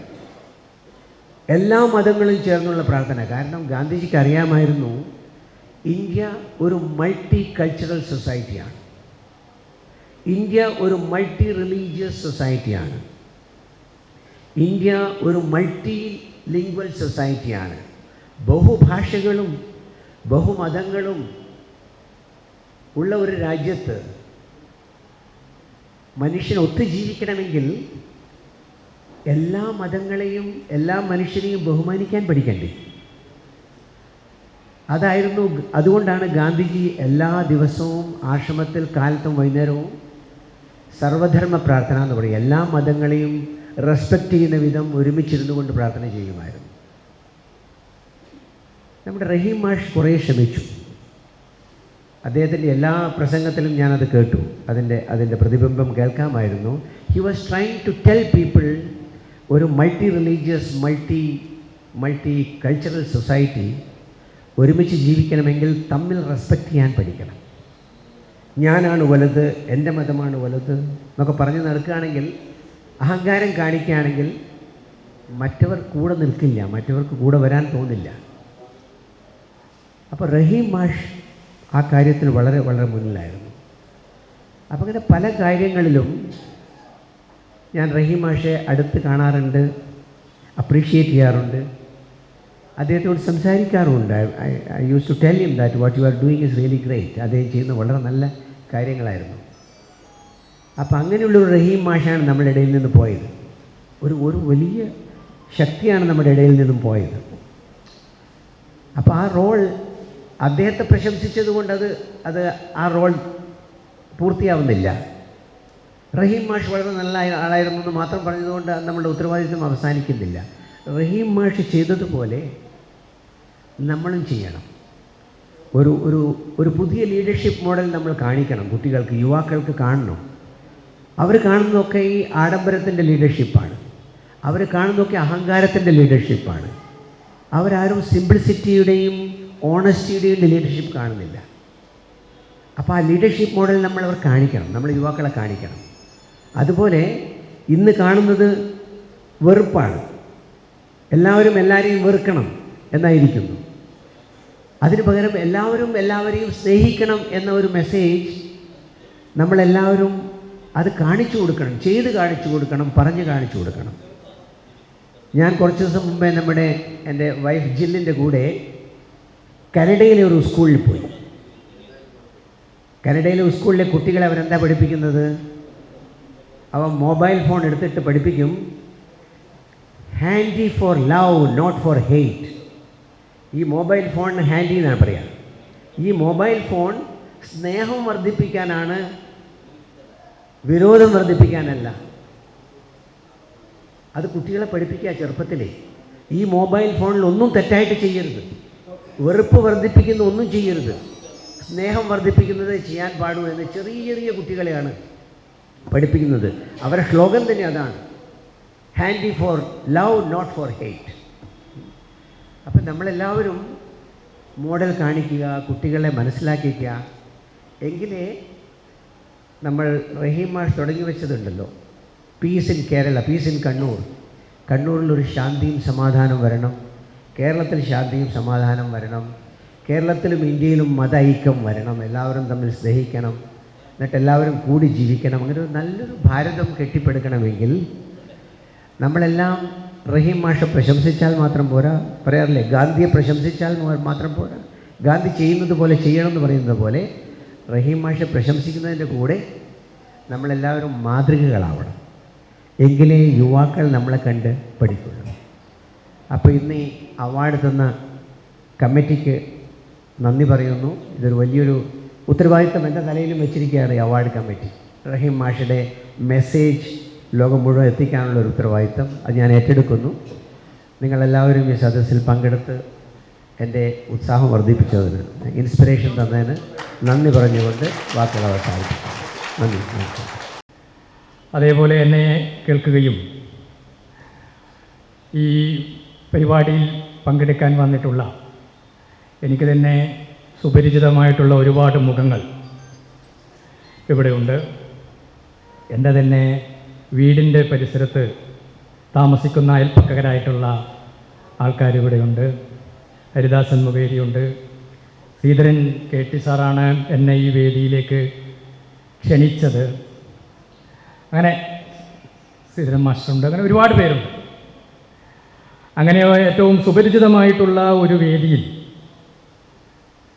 എന്തെങ്കിലും പറയുക, അല്ലെങ്കിൽ ഒരു പ്രഭാഷണം നടത്തുക എന്ന് പറയുന്നത് അത്ര എളുപ്പമുള്ള ഒരു കാര്യമല്ല. പക്ഷേ എനിക്ക് തോന്നുന്നത് ഞാനിവിടെ വരുന്നതിൻ്റെ അല്ലെങ്കിൽ വരാനുണ്ടായിട്ടുള്ള ഒരു നിമിത്തം അത് റഹീം മാഷ് തന്നെ തീരുമാനിച്ചതായിട്ടാണ് എനിക്ക് തോന്നുന്നത്. കാരണം റഹീം മാഷുടെ ഒരു ശിഷ്യനാണ് ഞാൻ എന്ന് എന്നെ വിളിക്കുന്ന സന്ദർഭത്തിൽ KT ശ്രീധരൻ ചേട്ടന് മനസ്സിലായിട്ടുണ്ടോ എന്ന് എനിക്കറിയില്ല. ഞാൻ അങ്ങോട്ട് പറയുകയാണ് ചെയ്തത്. ഞാൻ റഹീം മാഷുടെ ഒരു ശിഷ്യനാണ്.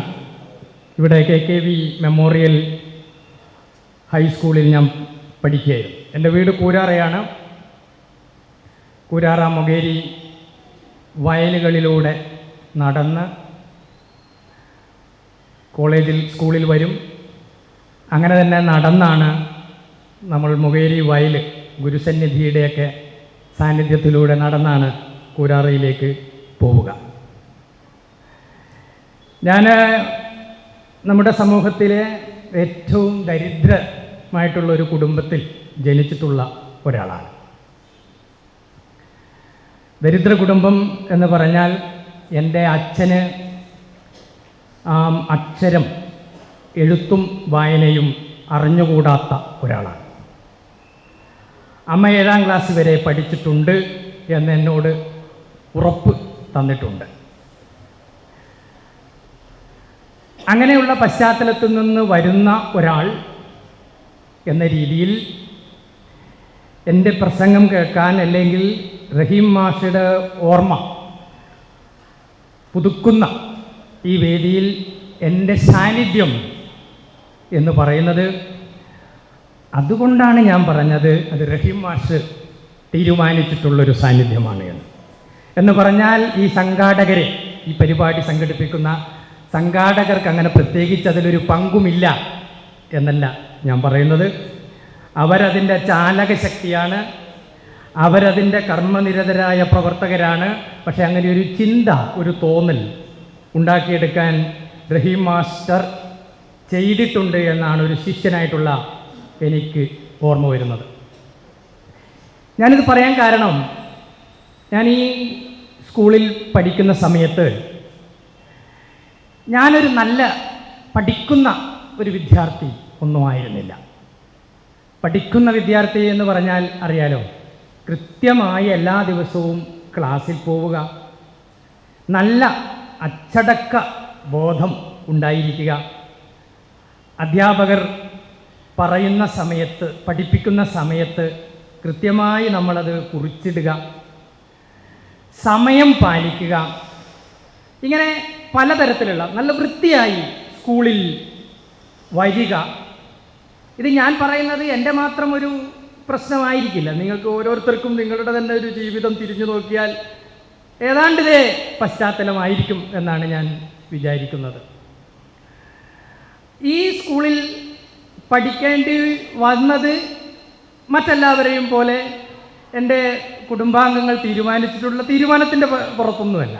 എല്ലാവരും സ്കൂളിൽ പോകുന്നു, അങ്ങനെ എന്തായാലും സ്കൂളിൽ പോകണം, ഒരു സാർവത്രിക വിദ്യാഭ്യാസം കേരളത്തിൻ്റെ ഒരു നയമൊക്കെയായി വന്ന സ്ഥിതിക്ക് എല്ലാവരും സ്കൂളിലേക്ക് പോകേണ്ടത് നിർബന്ധമുള്ളത് കൊണ്ട് കുട്ടികൾ സ്കൂളിൽ പോകുന്നത് ആണ് എന്നാണ് ഞാൻ അക്കാലത്തെ സ്കൂൾ അനുഭവത്തെ വിലയിരുത്തുന്നത്. ഇന്നങ്ങനെയല്ല.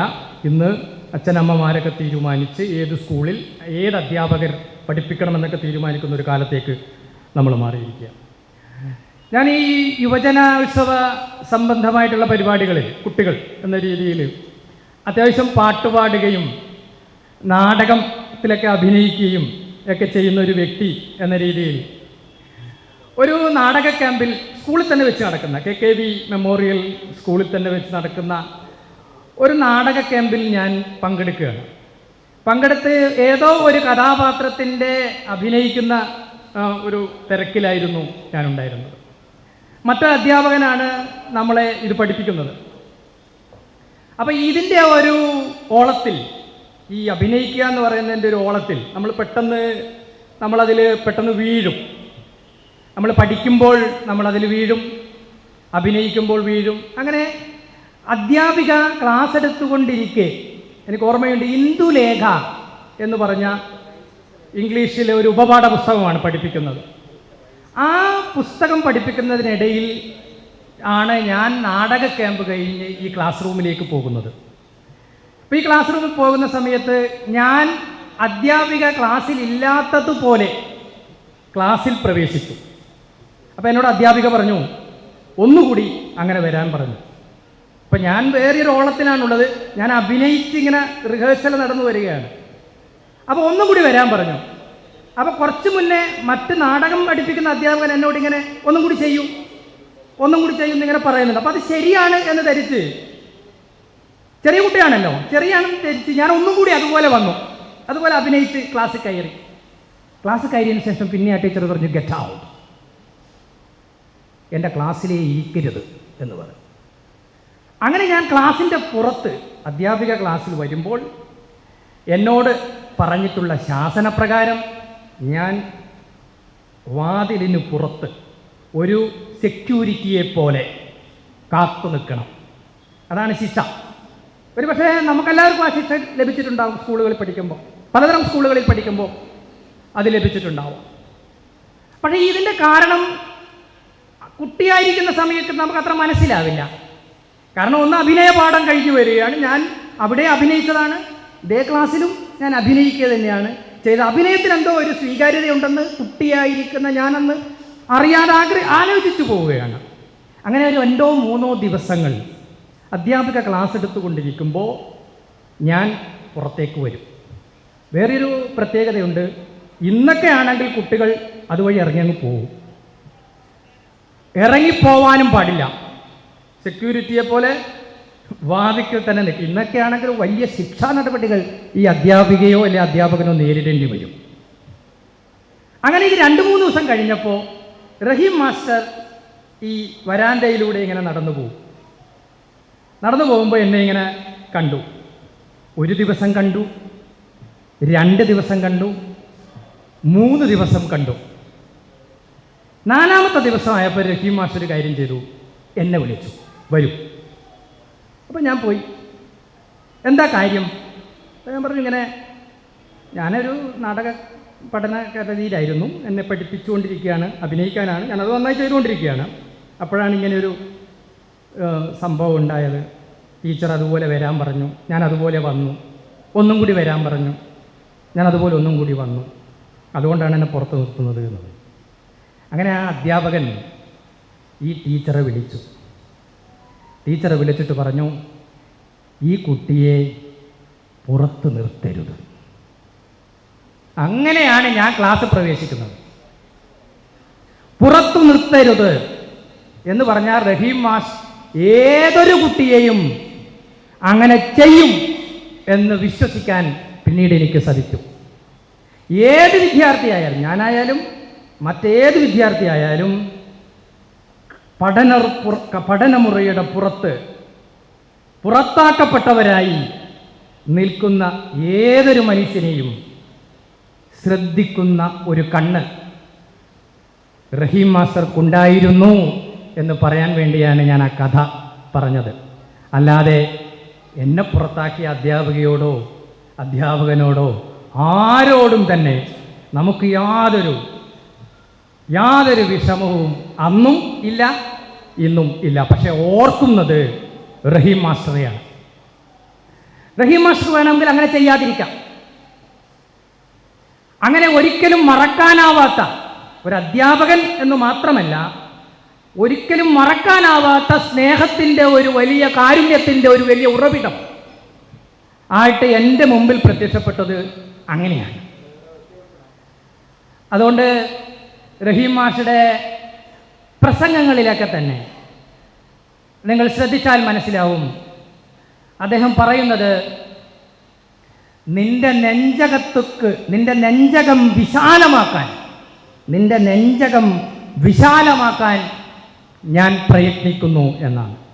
നിന്റെ നെഞ്ചകം, നിന്റെ ശിരസ്സും നിന്റെ ഹൃദയവും വിശാലമുള്ളതാക്കി മാറ്റാൻ, അങ്ങനെ വിശാലമുള്ളതാക്കി മാറ്റുന്നതാണ് അധ്യാപനം. അതുതന്നെയാണ് യഥാർത്ഥത്തിൽ ഗാന്ധിജി നമ്മളോട് പറയുകയും ചെയ്തത്. അദ്ദേഹം അധ്യാപകൻ എന്ന രീതിയിൽ എന്നെ 9ാം ക്ലാസ്സിൽ വെച്ച് ഇംഗ്ലീഷ് പാഠം പഠിപ്പിച്ചിട്ടുണ്ട്. അദ്ദേഹത്തിൻ്റെ ഇംഗ്ലീഷ് വളരെ മനോഹരമാണ്, വളരെ കാർക്കശ്യമുള്ള ഭാഷയാണ്. എനിക്ക് തോന്നുന്നില്ല ആ കാലത്ത് പാനൂർ അല്ലെങ്കിൽ കണ്ണൂർ ജില്ലയിലെ തന്നെ അധ്യാപകർക്കിടയിലും അല്ലാത്ത വലിയ പണ്ഡിതന്മാർക്കിടയിലും വളരെ സരസമായി ഇംഗ്ലീഷ് ഭാഷ സംസാരിക്കാൻ പറ്റുന്ന ആരെങ്കിലും ഉണ്ട് എന്നെനിക്ക് യാതൊരു തരത്തിലുള്ള ഉറപ്പുമില്ല. കാരണം അത്ര മനോഹരമായിട്ടാണ് അദ്ദേഹം ഇംഗ്ലീഷിൽ സംസാരിക്കാറുള്ളത്. ഭാഗ്യവശാൽ നമ്മുടെ നാട്ടിലെ ആൾക്കാർക്ക് അത് പൂർണ്ണമായി മനസ്സിലാക്കാനുള്ള ഒരു അവസ്ഥ നമുക്കുണ്ടായിട്ടില്ല. കാരണം നമുക്കും ഇംഗ്ലീഷ് അറിയേണ്ടതായിട്ടുണ്ട്. അധ്യാപകന് മാത്രം ഇംഗ്ലീഷ് അറിഞ്ഞാൽ നമുക്ക് ഇംഗ്ലീഷ് മനസ്സിലാവില്ല, നമുക്കും ഇംഗ്ലീഷ് മനസ്സിലാക്കേണ്ടതുണ്ട്. അതിൻ്റെ ഒരു ഏറ്റവും പ്രധാനപ്പെട്ട ഒരു കാര്യം, 9ാം ക്ലാസ്സിൽ പഠിക്കുമ്പോൾ എന്നെ ക്ലാസ് റൂമിലേക്ക് റഹീം മാഷ് വിളിച്ചു കൊണ്ടുപോകും. എന്നോടുള്ള താല്പര്യം എന്ന് പറയുന്നത് ഞാൻ അല്പം പാട്ടുപാടും എന്നുള്ളത് മാത്രമാണ്. അല്ലാതെ ഞാൻ നല്ല പഠിക്കുന്ന കുട്ടിയായതുകൊണ്ടാണ് എന്ന് ആൾക്കാർ തെറ്റിദ്ധരിക്കരുത്. പാട്ടുപാടും, കവിത ചൊല്ലും, ഇങ്ങനെ നാടകത്തിലൊക്കെ അഭിനയിക്കും. ഈ സംഭവങ്ങളൊക്കെ അദ്ദേഹത്തിന് അറിയാലോ. അങ്ങനെ അദ്ദേഹം ക്ലാസ് റൂമിലേക്ക്, അദ്ദേഹത്തിൻ്റെ സ്റ്റാഫ് റൂമിലേക്ക് ഇടയ്ക്ക് വിളിച്ചു കൊണ്ടുപോകും. വിളിച്ചു കൊണ്ടുപോയിട്ട് ഒരു ദിവസം എന്നോട് പറയാണ്, സരോജിനി നായിഡുവിൻ്റെ, എനിക്കൊന്നും അറിയില്ല കേട്ടോ, സരോജിനി നായിഡു ആരാണ്, മഹാത്മാഗാന്ധി ആരാണെന്നൊന്നും നമുക്ക് വലിയ ധാരണയില്ല. ക്ലാസ്സിൽ 1ാം ക്ലാസ് തൊട്ട് 5ാം ക്ലാസ് 6ാം ക്ലാസ്സൊക്കെയുള്ള മഹാത്മാഗാന്ധിയെക്കുറിച്ചുള്ള ചില പാഠങ്ങൾ കേട്ടു എന്നല്ലാതെ നമുക്ക് ഈ കഥാപാത്രങ്ങളെക്കുറിച്ചൊന്നും യാതൊരു അറിവുമില്ല. സരോജിനി നായിഡുവിൻ്റെ പെലങ്കിൻ ബാരിയേഴ്സ് എന്ന കവിതയെക്കുറിച്ചാണ് എന്നോട് പറയുന്നത്. ഏത് 9ാം ക്ലാസ് പഠിക്കുന്ന കുട്ടിയാണ്. അപ്പം എനിക്കിത് ഉച്ചരിക്കാൻ പോലും പറ്റുന്നില്ല. പെലങ്കിൻ ബാരിയേഴ്സ് എന്ന് പറയും. ബാരിയേഴ്സ് എന്താണെന്നും എനിക്കറിയില്ല. അത് മാഷ് തന്നെ പറഞ്ഞു. എനിക്ക് തോന്നുന്നു മാഷ് തന്നെയാണെന്ന് തോന്നും ആ കവിത പാരായണം ചെയ്തത്, മലയാളത്തിലേക്ക് മാറ്റിയത് എന്ന് തോന്നുന്നു. ഞാൻ കുറേ നോക്കി. സരോജിനി നായിഡുവിൻ്റെ ഏറ്റവും പ്രഗത്ഭമായ, ഏറ്റവും പ്രശസ്തമായിട്ടുള്ള കവിതയാണ് ഈ പലൻകിൻ ബാരിയേഴ്സ് എന്ന് പറയുന്നത്. മലയാളത്തിൽ പല്ലക്ക് ചുമക്കുന്നവർ എന്നൊക്കെ പറയാം. പല്ലക്ക് ചുമക്കുന്ന ഒരാൾ. സരോജിനി നായിഡു നമുക്കറിയാം, സ്വാതന്ത്ര്യസമര സമയത്ത് പ്രോജ്വലമായിട്ടുള്ള ഇന്ത്യൻ ദേശീയ പ്രസ്ഥാനത്തിൻ്റെ ഭാഗമായിട്ടുള്ള ആളാണ്. അവർ ഉത്തരേന്ത്യയിൽ വളരെ പ്രാചീന കാലത്ത് വിവാഹം നടക്കുന്ന സമയത്ത് ഈ വിവാഹം കഴിക്കുന്ന പെൺകുട്ടിയെ ഈ പല്ലക്കിൽ ചുമന്ന് വരൻ്റെ വീട്ടിലേക്ക് കൊണ്ടുപോകുന്ന ഒരു ചടങ്ങുണ്ട്. അങ്ങനെയാണ് അവിടെ വിവാഹങ്ങൾ പലപ്പോഴും നടക്കുക. അപ്പോൾ പല്ലക്ക് ചുമക്കുന്ന കുറേ മനുഷ്യരുണ്ട്. അങ്ങനെ പല്ലക്ക് ചുമന്ന് പോകുന്ന ഒരു കവിതയാണ്. ആ കവിത ഇംഗ്ലീഷിൽ വളരെ ഫേമസ് ആണ്. ഇംഗ്ലീഷിൽ അത് പറയുന്നത് lightly we bear her along. വളരെ മെല്ലെ മെല്ലെ നമ്മൾ അവളെ താങ്ങി ഇങ്ങനെ നടക്കുകയാണ്. She sways like a flower in the wind of our song. She skims like a bird on the foam of a stream. അങ്ങനെ അരുവികൾ, പക്ഷികൾ എന്നൊക്കെ പറഞ്ഞിട്ടുള്ള കവിതയാണ്. അപ്പോൾ ഇദ്ദേഹം റഹീം മാഷ്, എനിക്ക് മനസ്സിലായി റഹീം മാഷിന് ഈ കവിതയുമായി എന്തോ ഒരു ഇടപാടുണ്ട് എന്ന് മനസ്സിലായി. അതെന്താണെന്ന് പറഞ്ഞാൽ, ഈ കവിത റഹീം മാസ്റ്റർ ട്രാൻസ്ലേറ്റ് ചെയ്യാൻ വേണ്ടി, മലയാളത്തിൽ ട്രാൻസ്ലേറ്റ് ചെയ്യാൻ വേണ്ടി അന്നിങ്ങനെ കിടന്ന് പരിശ്രമിച്ചുകൊണ്ടിരിക്കുന്ന സമയമായിരിക്കും. ഒരുപക്ഷേ റഹീം മാഷയുടെ കുടുംബാംഗങ്ങൾക്ക് അറിയായിരിക്കും ഈ കവിതയുടെ ശകലങ്ങൾ. കാരണം അതങ്ങനെ ചൊല്ലി നടക്കുന്നതായിട്ട് എനിക്ക് തോന്നിയില്ല. പക്ഷേ എന്നെക്കൊണ്ട് ക്ലാസ്സിലും സ്റ്റാഫ് റൂമിലും വെച്ച് ഈ കവിത അനേക തവണ ചൊല്ലിപ്പിച്ചിട്ടുണ്ടായിരുന്നു. അതിൻ്റെ ആദ്യ വരികൾ മാത്രമേ എനിക്കിപ്പോൾ ഓർമ്മയുള്ളൂ. താലോലമയ്യാമല്ലേ താലോലമാട്ടിയാട്ടി തോളത്തു വഹിക്കയാണവളെ നമ്മൾ. താലോലമയ്യാമല്ലേ താലോലമാട്ടിയാട്ടി തോളത്തു വഹിക്കയാണവളെ നമ്മൾ. ഈ മലയാളം പരിവർത്തനം ഞാൻ ഒരുപാട് നോക്കി. മറ്റൊരാളും ഈ കവിത പരിവർത്തനം ചെയ്തതായിട്ട് കാണുന്നുമില്ല. അപ്പം അദ്ദേഹത്തിൻ്റെ എൻ്റെ ജീവിതത്തിൽ അങ്ങനെ നിർണായകമായിട്ടുള്ള ഒരിടപെടൽ, ഒരു സാന്നിധ്യം നടത്തിയിട്ടുള്ള അധ്യാപകനാണ് K P A Rahim master. അദ്ദേഹത്തിൻ്റെ പ്രസംഗങ്ങൾ പിന്നീട് ഒരുപാട് സ്ഥലങ്ങളിൽ വെച്ച് ഒരു കേൾവിക്കാരനായിട്ട് ഞാൻ കേട്ടിട്ടുണ്ട്. അത് മുഴുവൻ ഗാന്ധിജിയുടെ ദർശനങ്ങളെ കുറിച്ചായിരുന്നു. നമുക്കറിയാം, ഇവിടെ സൂചിപ്പിച്ചു മയ്യഴിയിലെ പ്രസംഗം ഗാന്ധിജിയുടെ ജീവിതത്തെ ഇത്രമാത്രം സ്വാധീനിച്ച ഒരു വ്യക്തി റഹീം മാസ്റ്ററെ പോലെ ഈ ദേശത്ത് കാണാൻ പറ്റുമെന്ന് എനിക്ക് തോന്നുന്നില്ല. റഹീം മാസ്റ്റർ എന്തുകൊണ്ടാണ് ഈ ദേശത്ത് ഏറ്റവും പ്രധാനപ്പെട്ട ഒരാളായി മാറുന്നത് എന്നതിൻ്റെ ഒരു കാര്യം നിങ്ങളുമായി പങ്കുവെക്കാം എന്നെനിക്ക് തോന്നുന്നു. ഒന്ന്, നമ്മുടെ ഈ ദേശം കണ്ണൂർ, കൂത്തുപറമ്പ് തുടങ്ങിയ ഈ പ്രദേശത്ത് 3 തരം മനുഷ്യരാണ് അങ്ങേയറ്റം സ്വാധീനം ചെലുത്തിയിട്ടുള്ളത്. ഒന്ന് വാഗ്ഭടാനന്ദ ഗുരുദേവനാണ്. നമുക്കറിയാം, അന്ധവിശ്വാസങ്ങൾക്കെതിരെയും കുട്ടികളുടെ വിദ്യാഭ്യാസത്തിന് വേണ്ടിയും ഗ്രാമങ്ങൾ നടന്ന് ഉദ്ബോധിപ്പിച്ചിട്ടുള്ള ഈ പ്രദേശത്ത് തന്നെ എല്ലാ വീടുകളിലും സദസ്സുകളിലുമൊക്കെ നടന്നിട്ടുള്ള വാഗ്ഭടാനന്ദ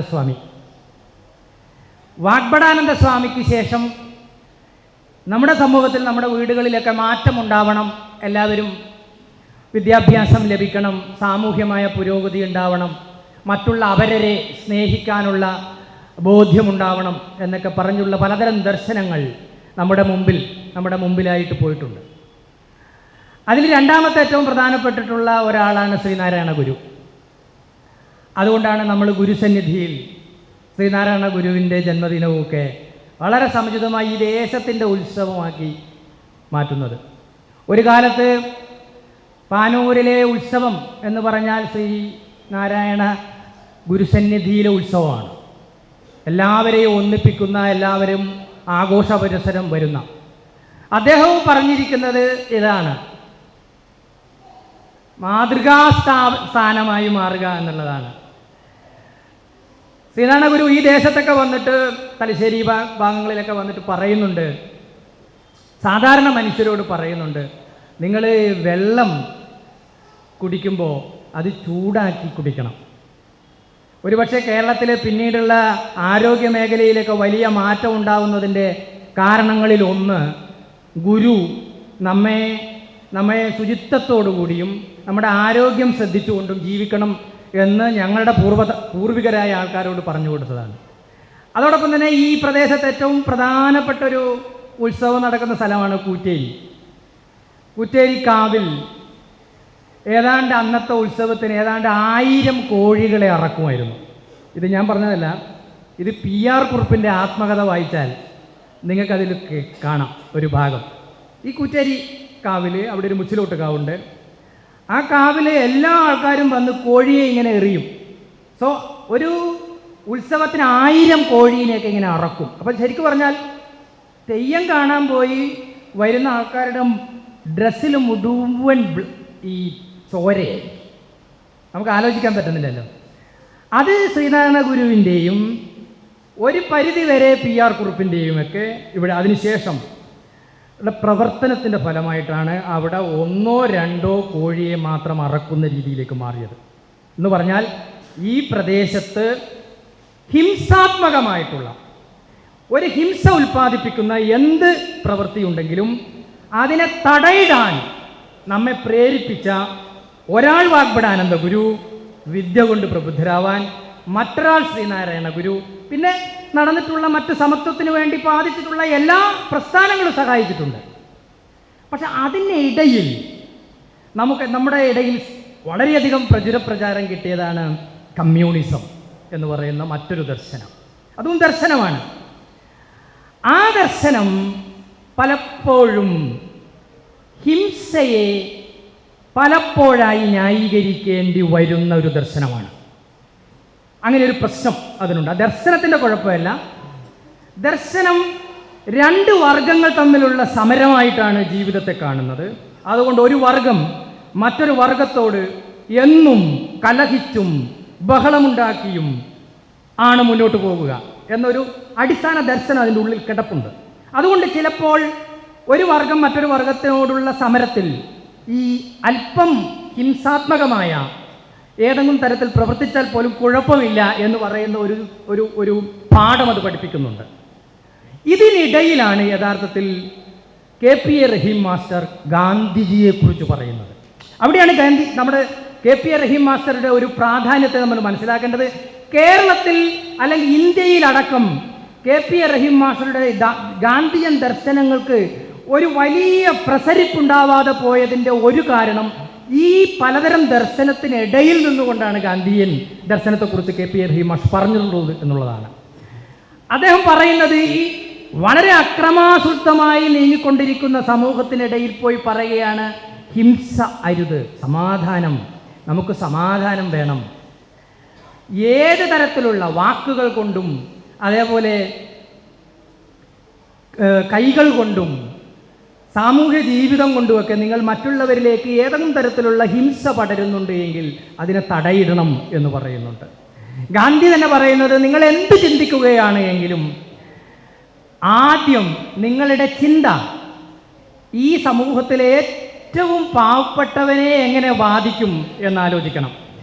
എന്ന് പറഞ്ഞാൽ നിങ്ങളൊരു കാര്യം ചെയ്യുമ്പോൾ അധ്യാപകൻ ക്ലാസ്സിൽ പഠിപ്പിക്കുമ്പോൾ ആ ക്ലാസ്സിലെ ഏറ്റവും മോശം നിലവാരമുള്ള എന്ന് പറഞ്ഞാൽ പഠിക്കുന്നതിൽ നിലവാരമുള്ള സാമൂഹ്യമായും സാമ്പത്തികമായും പിന്നോക്കവും പാവപ്പെട്ടതുമായ ഒരു കുട്ടിയെ എങ്ങനെ ബാധിക്കുമെന്നാണ് നമ്മൾ ക്ലാസ് പഠിപ്പിക്കുമ്പോൾ ശ്രദ്ധിക്കേണ്ടത്. അതേപോലെ അൺ ടു ദ ലാസ് എന്നാണ് ഗാന്ധി പറയുന്നത്. ഏറ്റവും അടിത്തട്ടിലുള്ള മനുഷ്യനെ എങ്ങനെയാണ് നിങ്ങൾ സ്വാധീനിക്കുക എന്നുള്ളതാണ്. അപ്പം ഇങ്ങനെയുള്ള വൈവിധ്യമാർന്ന ദാർശനിക പശ്ചാത്തലം നമ്മുടെ ഈ പ്രദേശത്ത് നിലനിൽന്നുകൊണ്ടിരിക്കുമ്പോൾ സമയത്താണ് ഗാന്ധിയെക്കുറിച്ച് KPA റഹീം മാസ്റ്റർ പറഞ്ഞു പഠിപ്പിക്കുന്നത്. അതുകൊണ്ടാണ് പലപ്പോഴും റഹീം മാസ്റ്ററുടെ ഒരു പ്രാധാന്യം ഈ പ്രദേശത്ത് വളരെയധികം പ്രാധാന്യമുള്ളതായി മാറുന്നത്. അദ്ദേഹത്തിന് തന്നെ പലതരം ഇൻ്റർവ്യൂകളിൽ ഞാൻ കണ്ടിട്ടുള്ളൊരു കാര്യം, കണ്ണൂരിൽ നടന്നിട്ടുള്ള കൊലപാതകത്തിന് ശേഷമുള്ള സമാധാന ചർച്ചകൾ കഴിഞ്ഞതിന് ശേഷവും വീണ്ടും നമുക്കറിയാം പ്രശ്നങ്ങൾ ഉണ്ടാവുന്നുണ്ട്. അദ്ദേഹത്തിൻ്റെ സർവമണ്ഡലം എന്ന് പറയുന്ന ഗാന്ധിയൻ സംഘങ്ങളുടെ ഒരു പ്രവർത്തനം എല്ലാവരെയും കൂട്ടിയോജിപ്പിച്ചുകൊണ്ട് നിരന്തരം സമാധാനത്തിന് വേണ്ടിയിട്ടുള്ള ആഹ്വാനം ഗാന്ധിയൻ ദർശനത്തിലൂടെ അദ്ദേഹം ചെയ്യുമായിരുന്നു. അതുകൊണ്ട് റഹീം മാസ്റ്റർ ആ അർത്ഥത്തിൽ എൻ്റെ ഒരു അഭിപ്രായത്തിൽ ഒരുപക്ഷെ കേരളത്തിലും ഇന്ത്യയിലുമൊക്കെ ഗാന്ധിയുടെ അടിസ്ഥാനമായ ദർശനത്തിൻ്റെ പ്രചാരകരായി മുന്നോട്ട് വരുന്നതിന് ഒരു പരിധിവരെ തടസ്സം ഉണ്ടായിട്ടുള്ളത് ഇത്തരത്തിലുള്ള ഈ പ്രദേശത്ത് നിൽക്കേണ്ടുന്ന ചുരുങ്ങിപ്പോകുന്നതിൻ്റെ ഒരു പ്രത്യേകത കൊണ്ടാണ്. അദ്ദേഹം അല്ലായിരുന്നുവെങ്കിൽ ഇന്ത്യ ഉടനീളം നേരത്തെ രാജഗോപാൽ സാറൊക്കെ ഇവിടെ ചെയ്യുന്നത് പോലെ ആദിവാസി മേഖലകളിൽ, ജാർഖണ്ഡുകളിൽ ഏക്താ പരിഷത്ത് പോലുള്ള പ്രസ്ഥാനങ്ങളുമായിട്ട് ഇന്ത്യയിൽ അപരവൽക്കരിക്കപ്പെട്ട മനുഷ്യരുടെ കൈകൾ ഉയർത്തിപ്പിടിക്കാനായിട്ടുള്ള പ്രയത്നത്തിൽ അദ്ദേഹവും ഒരുപാട് നടന്നു നീങ്ങുകയായിരുന്നു എന്നെനിക്ക് തോന്നുന്നു. എന്തായാലും ഒരു കാര്യം റഹീം മാസ്റ്ററെ പറ്റി പറയാതിരിക്കാൻ വയ്യ. അത് നേരത്തെ തന്നെ വള്ളത്തോൾ ഒരു കവിതയിൽ പറഞ്ഞിട്ടുമുണ്ട്. ക്രിസ്തുദേവൻ്റെ പരിത്യാഗശീലവും സാക്ഷാൽ കൃഷ്ണനാം ഭഗവാന്റെ ധർമ്മരക്ഷോപായവും ബുദ്ധൻ്റെ അഹിംസയും ശങ്കരാചാര്യരുടെ ബുദ്ധിശക്തിയും രന്തിദേവൻ്റെ ദയാവായ്പും ശ്രീ ഹരിശ്ചന്ദ്രനുള്ള സത്യവും മുഹമ്മദിൻ സ്ഥൈര്യവും ഒരാളിൽ ചേർന്നൊത്തു കാണണമെങ്കിൽ ചെല്ലുവിൻ ഭഗവാന്മാരെ ഗുരുവിൻ നികടത്തേക്ക്, അല്ലായെങ്കിൽ അവിടുത്തെ ചരിത്രം വായിക്കുകയും. റഹീം മാസ്റ്റർ ഈ പ്രദേശത്തെ സംബന്ധിച്ചിടത്തോളം, ഈ ദേശത്തെ സംബന്ധിച്ചിടത്തോളം സമാധാനത്തിൻ്റെ സന്ദേശകനായിരുന്നു, കാരുണ്യവായനായ ഒരു അധ്യാപകനായിരുന്നു. എല്ലാ പ്രതിസന്ധികൾ ഉണ്ടാകുമ്പോഴും തൻ്റെ ദർശനം, തൻ്റെ തത്വശാസ്ത്രം ഒരിക്കലും അടിയറ വെക്കുവാൻ അദ്ദേഹം തയ്യാറായിട്ടുമില്ല. വേണമെങ്കിൽ അടിയറ വെക്കാനും രാഷ്ട്രീയപരമായിട്ടുള്ള മറ്റു പലതരം നേട്ടങ്ങൾക്കൊക്കെ വേണ്ടി പോവാൻ ഏറ്റവും വളക്കൂറുള്ളൊരു മണ്ണായിരുന്നു ഈ പ്രദേശം എന്ന് നമുക്കറിയാം. അപ്പോഴൊക്കെ എൻ്റെ സ്ഥാനമാനങ്ങൾക്കല്ല പ്രാധാന്യം, മറിച്ച് ഗാന്ധിജിയുടെ ദർശനം അത് പ്രസരിപ്പിക്കുന്നതിൽ, അത് സാധാരണ മനുഷ്യരിലെത്തിക്കുന്നതിൽ തടസ്സങ്ങളുണ്ട് എന്ന് അദ്ദേഹം പറയുന്നുണ്ട്, പ്രയാസങ്ങളുണ്ട്. അതത്ര എളുപ്പത്തിൽ ആൾക്കാരുടെ സ്ഥലങ്ങളിലേക്ക് മുന്നോട്ട് കൊണ്ടുപോകാൻ പറ്റില്ല. ഗാന്ധിജിയുടെ ഒരു പ്രത്യേകത, അദ്ദേഹം വലത് കൈ കൊണ്ടും ഇടത് കൈ കൊണ്ടും എഴുതുമായിരുന്നു. അദ്ദേഹത്തിന് ഒരേപോലെ ഈ രണ്ട് കൈകൾ കൊണ്ടും എഴുതാനുള്ള ഒരു ശക്തിയുണ്ട്, ഒരു കഴിവുണ്ട്. അതിനൊരു പ്രത്യേകതയുണ്ട്, നമ്മുടെ റൈറ്റ് ബ്രെയിനും ലെഫ്റ്റ് ബ്രെയിനും ഒരുപോലെ വർക്ക് ചെയ്യാൻ കഴിയുന്ന ആൾക്കാർക്ക് മാത്രമേ ഇങ്ങനെ എഴുതാൻ പറ്റൂ. നമുക്ക് എഴുതാൻ പറ്റും, പക്ഷേ അത്ര ലളിതമായി എഴുതാൻ പറ്റില്ല. ഗാന്ധി എഴുതിയിട്ടുള്ള ഒരു പുസ്തകത്തെക്കുറിച്ച് പലപ്പോഴും റഹീം മാസ്റ്റർ പറയും. ഹിന്ദു സ്വരാജ് എന്നൊരു പുസ്തകമുണ്ട്. അദ്ദേഹം സൗത്ത് ആഫ്രിക്കയിൽ നിന്ന് ഇന്ത്യയിലേക്ക് വരുന്ന വഴി കുറേ ഭാഗം ഇടത് കൈകൾ കൊണ്ടും ആ ഇടത് കൈ കടച്ചപ്പോൾ കുറേ ഭാഗം വലത് കൈ കൊണ്ടും എഴുതി പൂർത്തീകരിച്ചിട്ടുള്ളൊരു പുസ്തകമാണ് ഈ ഹിന്ദു സ്വരാജ്. അതിലെ 3 കാര്യങ്ങൾ ഗാന്ധിജി നമ്മെ പഠിപ്പിക്കുന്നുണ്ട്. 3 കാര്യങ്ങൾ.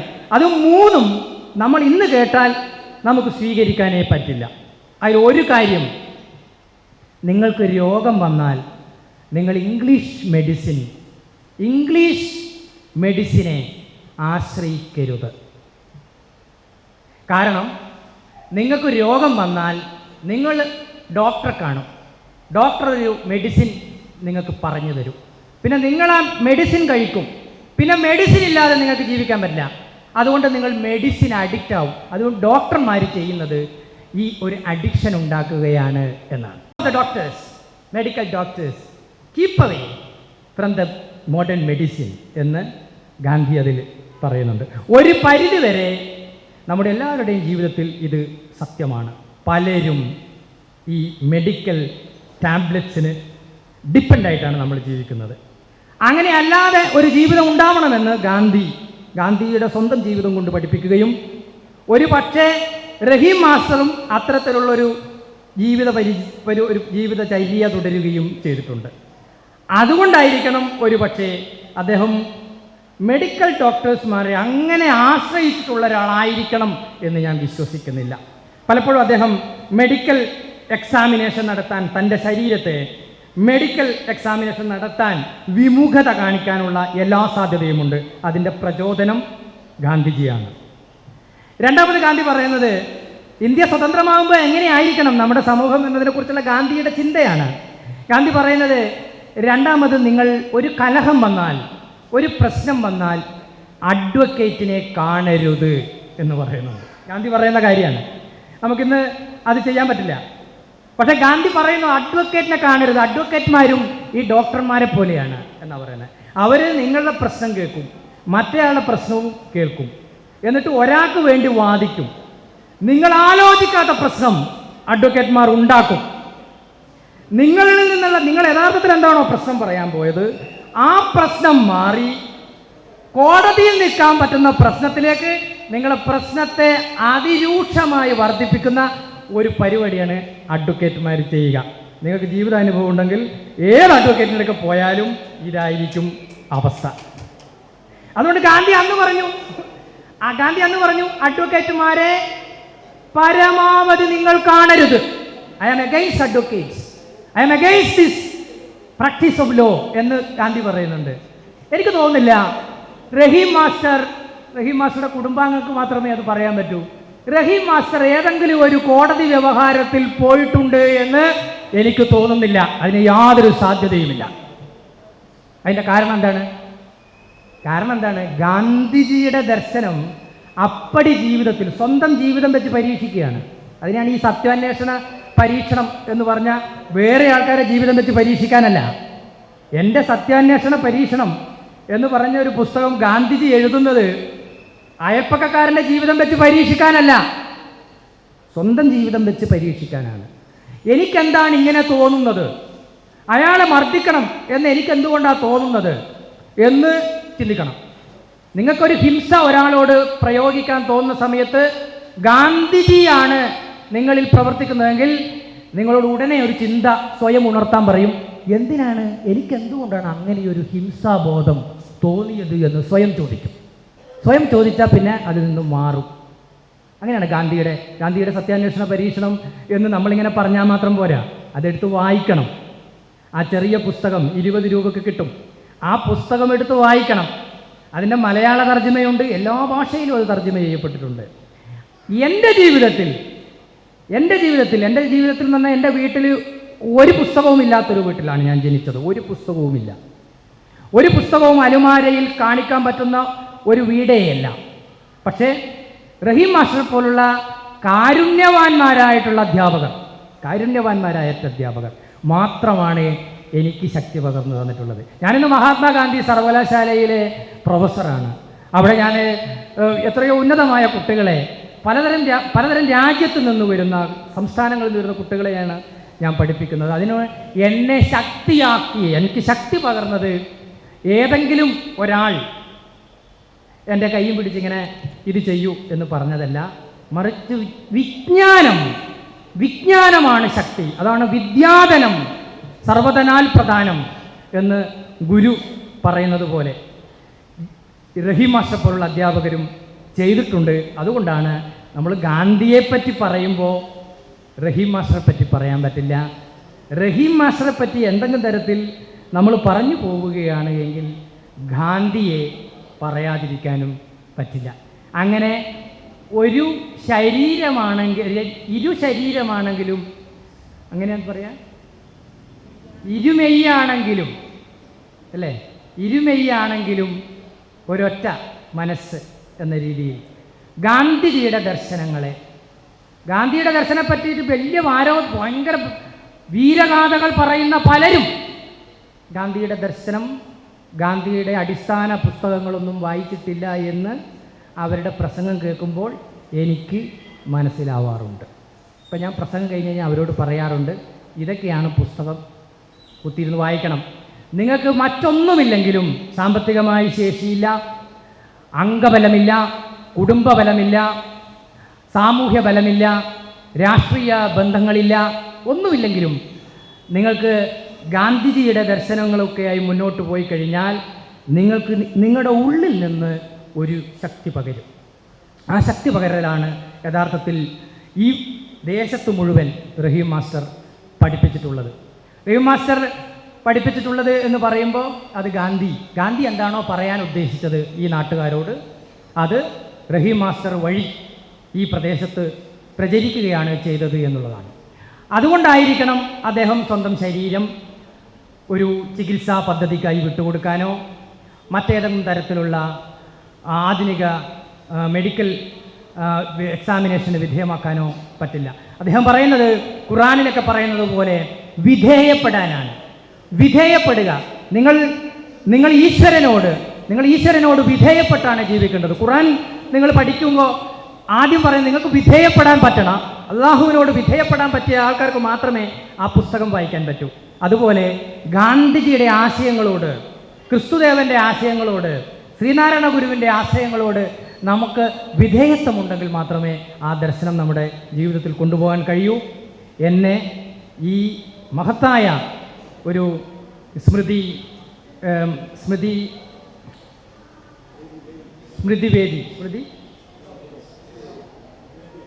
സംഗമത്തിൽ KP റഹീം മാസ്റ്ററുടെ ഓർമ്മ പുതുക്കുന്ന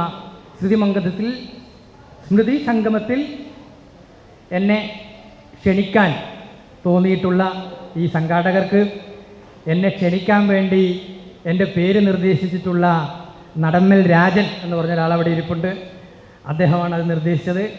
എന്തായാലും അത് എന്നെ സംബന്ധിച്ചിടത്തോളം റഹീം മാസ്റ്റർ കൂടി തീരുമാനിച്ചിട്ടുള്ളൊരു തീരുമാനമാണ് എന്ന് വിശ്വസിച്ചുകൊണ്ട് എല്ലാവരെയും അഭിവാദ്യം ചെയ്തുകൊണ്ട് നിർത്തുന്നു. നന്ദി, നമസ്കാരം. ഗാന്ധിയൻ ദർശനങ്ങളും KP റഹീം മാസ്റ്റർ എന്ന വിഷയത്തെ സംബന്ധിച്ച് പ്രസംഗ മത്സരം സംഘടിപ്പിക്കുകയുണ്ടായി. അതിൽ നിന്ന് വിജയിച്ച വിവിധ സ്കൂളുകളിലെ വിദ്യാർത്ഥികൾ ഇവിടെ എത്തിയിട്ടുണ്ട്. അവരെ ആദരിക്കുന്ന ചടങ്ങാണ് ഇവിടെ നടക്കുന്നത്.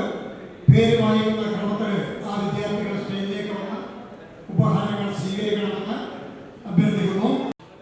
രണ്ടാമത് Shanbin BP, second place KKDMHSS panel, first place PRMHSS panel, Safa Fathima, HSS Kolavallur.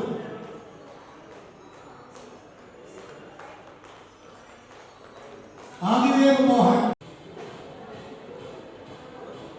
Muhammad Aman,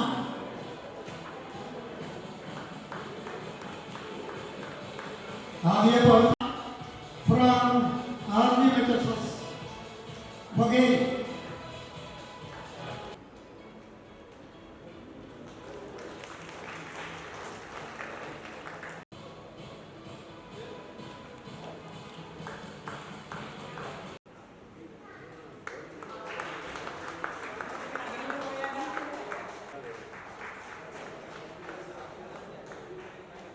ഈ മഹനീയ സദസ്സിൻ്റെ ആദരണീയനായ അധ്യക്ഷൻ ശ്രീ യാക്കൂബ് ബലാങ്കോട്, ഇവിടെ ഈ വേദി ഉദ്ഘാടനം ചെയ്ത ശ്രീ രാജു നാരായണസ്വാമി IAS, ഈ വേദിയിൽ വെച്ച് ഇന്ന് പുരസ്കാരം ഏറ്റുവാങ്ങിയ ഡോക്ടർ PV രാജഗോപാൽ, പ്രിയപ്പെട്ട ഡോക്ടർ രാജേഷ് കോമത്ത്, ഈ KP റഹീം സ്മൃതിവേദിയുടെ ഭാരവാഹികളായ KC കുഞ്ഞിക്കണ്ണൻ മാസ്റ്റർ, മനോഹരേട്ടൻ, ഓട്ടാണി നാണു മാസ്റ്റർ, പവിത്രൻ തില്ലങ്കേരി, അതുപോലെ തന്നെ ജൂറി അംഗങ്ങളായ Premanandan Chambad, KT Sreedharan master, doctor Sasidharan KV, Sri KT Sreedharan. നമുക്കറിയാം സമയം ഏറെ വൈകി. നമുക്കറിയാം 2 മണിക്കൂറോളം വളരെ ഗഹനമായ ചിന്തകളും സന്ദേശങ്ങളും കൊണ്ട് മുഖരിതമായ വളരെ മഹനീയമായ ഈ ഒരു ചടങ്ങാണ് ഇവിടെ നടന്നിട്ടുള്ളത്. ഇവിടെ നമുക്ക് പേരെടുത്ത് ഓരോരാളെയും വിളിക്കാൻ പറ്റുന്ന ആളുകൾ എത്തിയിട്ടുണ്ട്. ഒപ്പം തന്നെ നമുക്കറിയാം ഡോക്ടർ PV രാജഗോപാൽ അവരുടെ പ്രിയ പത്നി ഡോക്ടർ ജിൽഖ ഇവിടെ എത്തിയിട്ടുണ്ട്.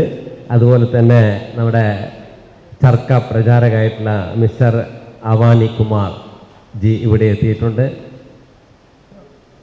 ഏറെ സന്തോഷത്തോടു കൂടിയാണ് ഞാനിവിടെ റഹീം മാഷുടെ കുടുംബത്തിൻ്റെ ഒരു പ്രതിനിധി എന്ന നിലയിൽ നിൽക്കുന്നത്. ഇവിടെ ഉയർന്നു വന്ന ഓരോ വിഷയങ്ങളും ഡോക്ടർ രാജു നാരായണസ്വാമി വളരെ ഗഹനമായി ഇന്നത്തെ ലോകത്തെ ഗാന്ധിയൻ ദർശനങ്ങളുടെയും നന്മകൾ ഉണരുന്ന ഒരുപാട് ദർശനങ്ങളുടെയും മുഖരിതമായ ഒരുപാട് ആശയങ്ങളുടെ വിവരിക്കുകയും ഒപ്പം ഗാന്ധിയൻ സങ്കല്പങ്ങളുടെയും ഗാന്ധിയൻ വീക്ഷണങ്ങളുടെയും ഗാന്ധിയൻ ചിന്തകളുടെയും എല്ലാം വശങ്ങളും ചേർത്ത് കോർത്തിണക്കിക്കൊണ്ട് ഏകതാ പരിഷത്തിൻ്റെ ലോകമെമ്പാടും അറിയുന്ന ഡോക്ടർ PV രാജഗോപാൽ അവർകൾ നമ്മെ ഉണർത്തുകയുണ്ടായി. വളരെ സന്തോഷം തോന്നുന്നു. റഹീം മാഷുടെ ദർശനങ്ങളും ചിന്തകളും സ്മരണകളും എല്ലാം ഉണർത്തിക്കൊണ്ട് ഇത്തരത്തിലുള്ള വേദി നടക്കുമ്പോൾ ഞാൻ ഇപ്പോൾ ഇവിടെ ഇരുന്നിങ്ങനെ ഓരോ വശങ്ങളും എന്താണ് ചിന്തിക്കേണ്ടത് സമയം കിട്ടാതെ അത്രയും വേഗത്തിൽ അവസാനം ഡോക്ടർ രാജേഷ് കോമത്തിൻ്റെ മഹാത്മാഗാന്ധി സർവകലാശാലയുടെ പ്രൊഫസറാണ്. അപ്പോൾ റഹീം മാഷിൽ നിന്നുണ്ടായ ആ ഒരു സ്ഫുരണം മഹാത്മാഗാന്ധി സർവകലാശാലയിലെ അനേകായിരം വിദ്യാർത്ഥികളിലേക്ക് പകർന്നു കൊടുക്കുന്ന അതുപോലെ 10,000 റഹീം മാഷുടെ ശിഷ്യഗണത്തിൽ ഉണ്ട് എന്നുള്ളതും ഒപ്പം ആ ദർശനങ്ങൾ നെഞ്ചേറ്റിക്കൊണ്ട് ആ വെളിച്ചം പകലിലും കൂരിരുട്ടാവുന്ന ഈ കാലത്ത് ആ വെളിച്ചം പകർന്നുകൊണ്ട് ഇത്രയേറെ ആളുകൾ ഈ സദസ്സിൽ 1-2 മണിക്കൂറോളം ഇരുന്നു ആ ദർശനങ്ങൾ നെഞ്ചോട് ചേർത്ത് കൊണ്ടുപോകുന്നു എന്ന് കാണുന്നതിൽ തന്നെ ഞങ്ങളേറെ സന്തുഷ്ടരാണ്. KP റഹീം സ്മൃതിവേദിയുടെ എല്ലാ പ്രവർത്തനങ്ങളോടും നമ്മളൊപ്പം നിൽക്കുന്നു. എല്ലാവർക്കും എല്ലാ പ്രവർത്തനങ്ങൾക്കും നന്മ വരട്ടെ എന്ന് മാത്രം ആശംസിച്ചുകൊണ്ട് എൻ്റെ വാക്കുകൾ നിർത്തുന്നു. ജയ് ഹിന്ദ്. റഹീം മാസ്റ്ററുടെ 7ാം ചരമവാർഷിക ദിനം ഇന്ന് കാലത്ത് മുതൽ സ്മൃതിവേദി നടത്തുകയാണ്. ഈ ചടങ്ങ് എന്തുകൊണ്ടും ഇതുവരെ നടത്തിയതിൽ നിന്ന് 10 മാറ്റ് ആയിരിക്കുകയാണ് ഇന്നത്തെ ചടങ്ങ്. കാരണം ഗാന്ധിയൻ ദർശനങ്ങളെ മുറുകെ പിടിച്ചുകൊണ്ട് സത്യത്തിനും നീതിക്കും ധർമ്മത്തിനും വേണ്ടി പോരാടുന്ന നമ്മുടെ ഡോക്ടർ രാജു നാരായണസ്വാമി IAS-നെ ഈ ചടങ്ങ് ഉദ്ഘാടനം ചെയ്യാൻ കിട്ടിയതിൽ എന്തുകൊണ്ടും ധന്യമാണെന്ന് വിശ്വസിക്കുന്ന ഒരാളാണ് ഞാൻ.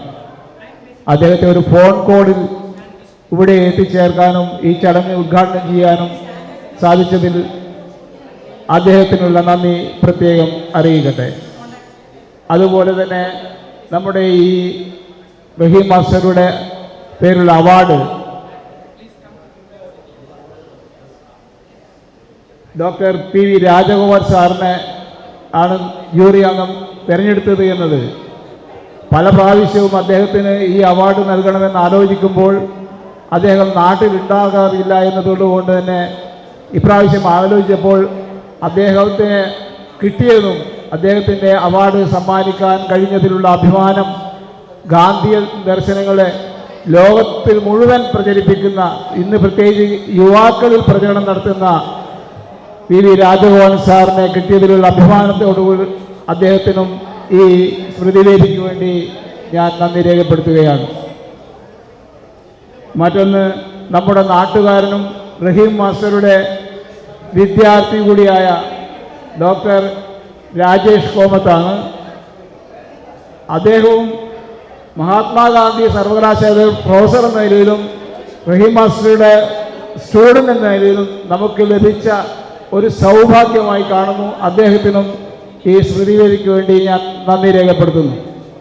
അതുപോലെ തന്നെ നമ്മുടെ ഒരാളായി പുരസ്കാര ജേതാവിനെ പരിചയപ്പെടുത്തിയ ഡോക്ടർ ശശിധരൻ KV അവരുടെയും ഞാൻ ഈ സ്മൃതിവേദിക്ക് വേണ്ടി നന്ദി രേഖപ്പെടുത്തുകയാണ്. അതുപോലെ തന്നെ നമ്മുടെ എല്ലാമല്ലമായ ട്രസ്റ്റിൻ്റെ ചെയർമാൻ യാക്കൂബ് എലാങ്കോട്, നമ്മുടെ സെക്രട്ടറി നമ്മുടെ ഇടയിൽ ഒരു ഗാന്ധിയനായ KC കുഞ്ഞിക്കണ്ണൻ മാസ്റ്റർ, അതുപോലെ തന്നെ ഈ ചടങ്ങിൽ സംബന്ധിച്ച റഹീം മാസ്റ്ററുടെ കുടുംബം, എല്ലാവർക്കും പ്രത്യേകം നന്ദി രേഖപ്പെടുന്നതോടൊപ്പം ഒപ്പം സ്മൃതിയുടെ ഭാരവാഹികൾ നമ്മുടെ ദിനേശൻ, ഗംഗാധരൻ തുടങ്ങി നോട്ടാണി നാണു മാസ്റ്റർ, എല്ലാം മനോഹരാട്ടൻ, എല്ലാവരും തന്നെ ഒന്നടങ്കം ദിവസം തോറും ഓരോ മേഖലയിൽ പ്രവർത്തിച്ച് ഈ ചടങ്ങ് ധന്യമാക്കിയിട്ടുണ്ട്. എല്ലാവർക്കും ഭാരവാഹികൾക്കും ഇവിടെ കൂടിയവർക്കും എല്ലാവർക്കും നെഞ്ചോട് ചേർത്ത് പിടിച്ച് നന്ദി രേഖപ്പെടുത്തുന്നു. നന്ദി, നമസ്കാരം.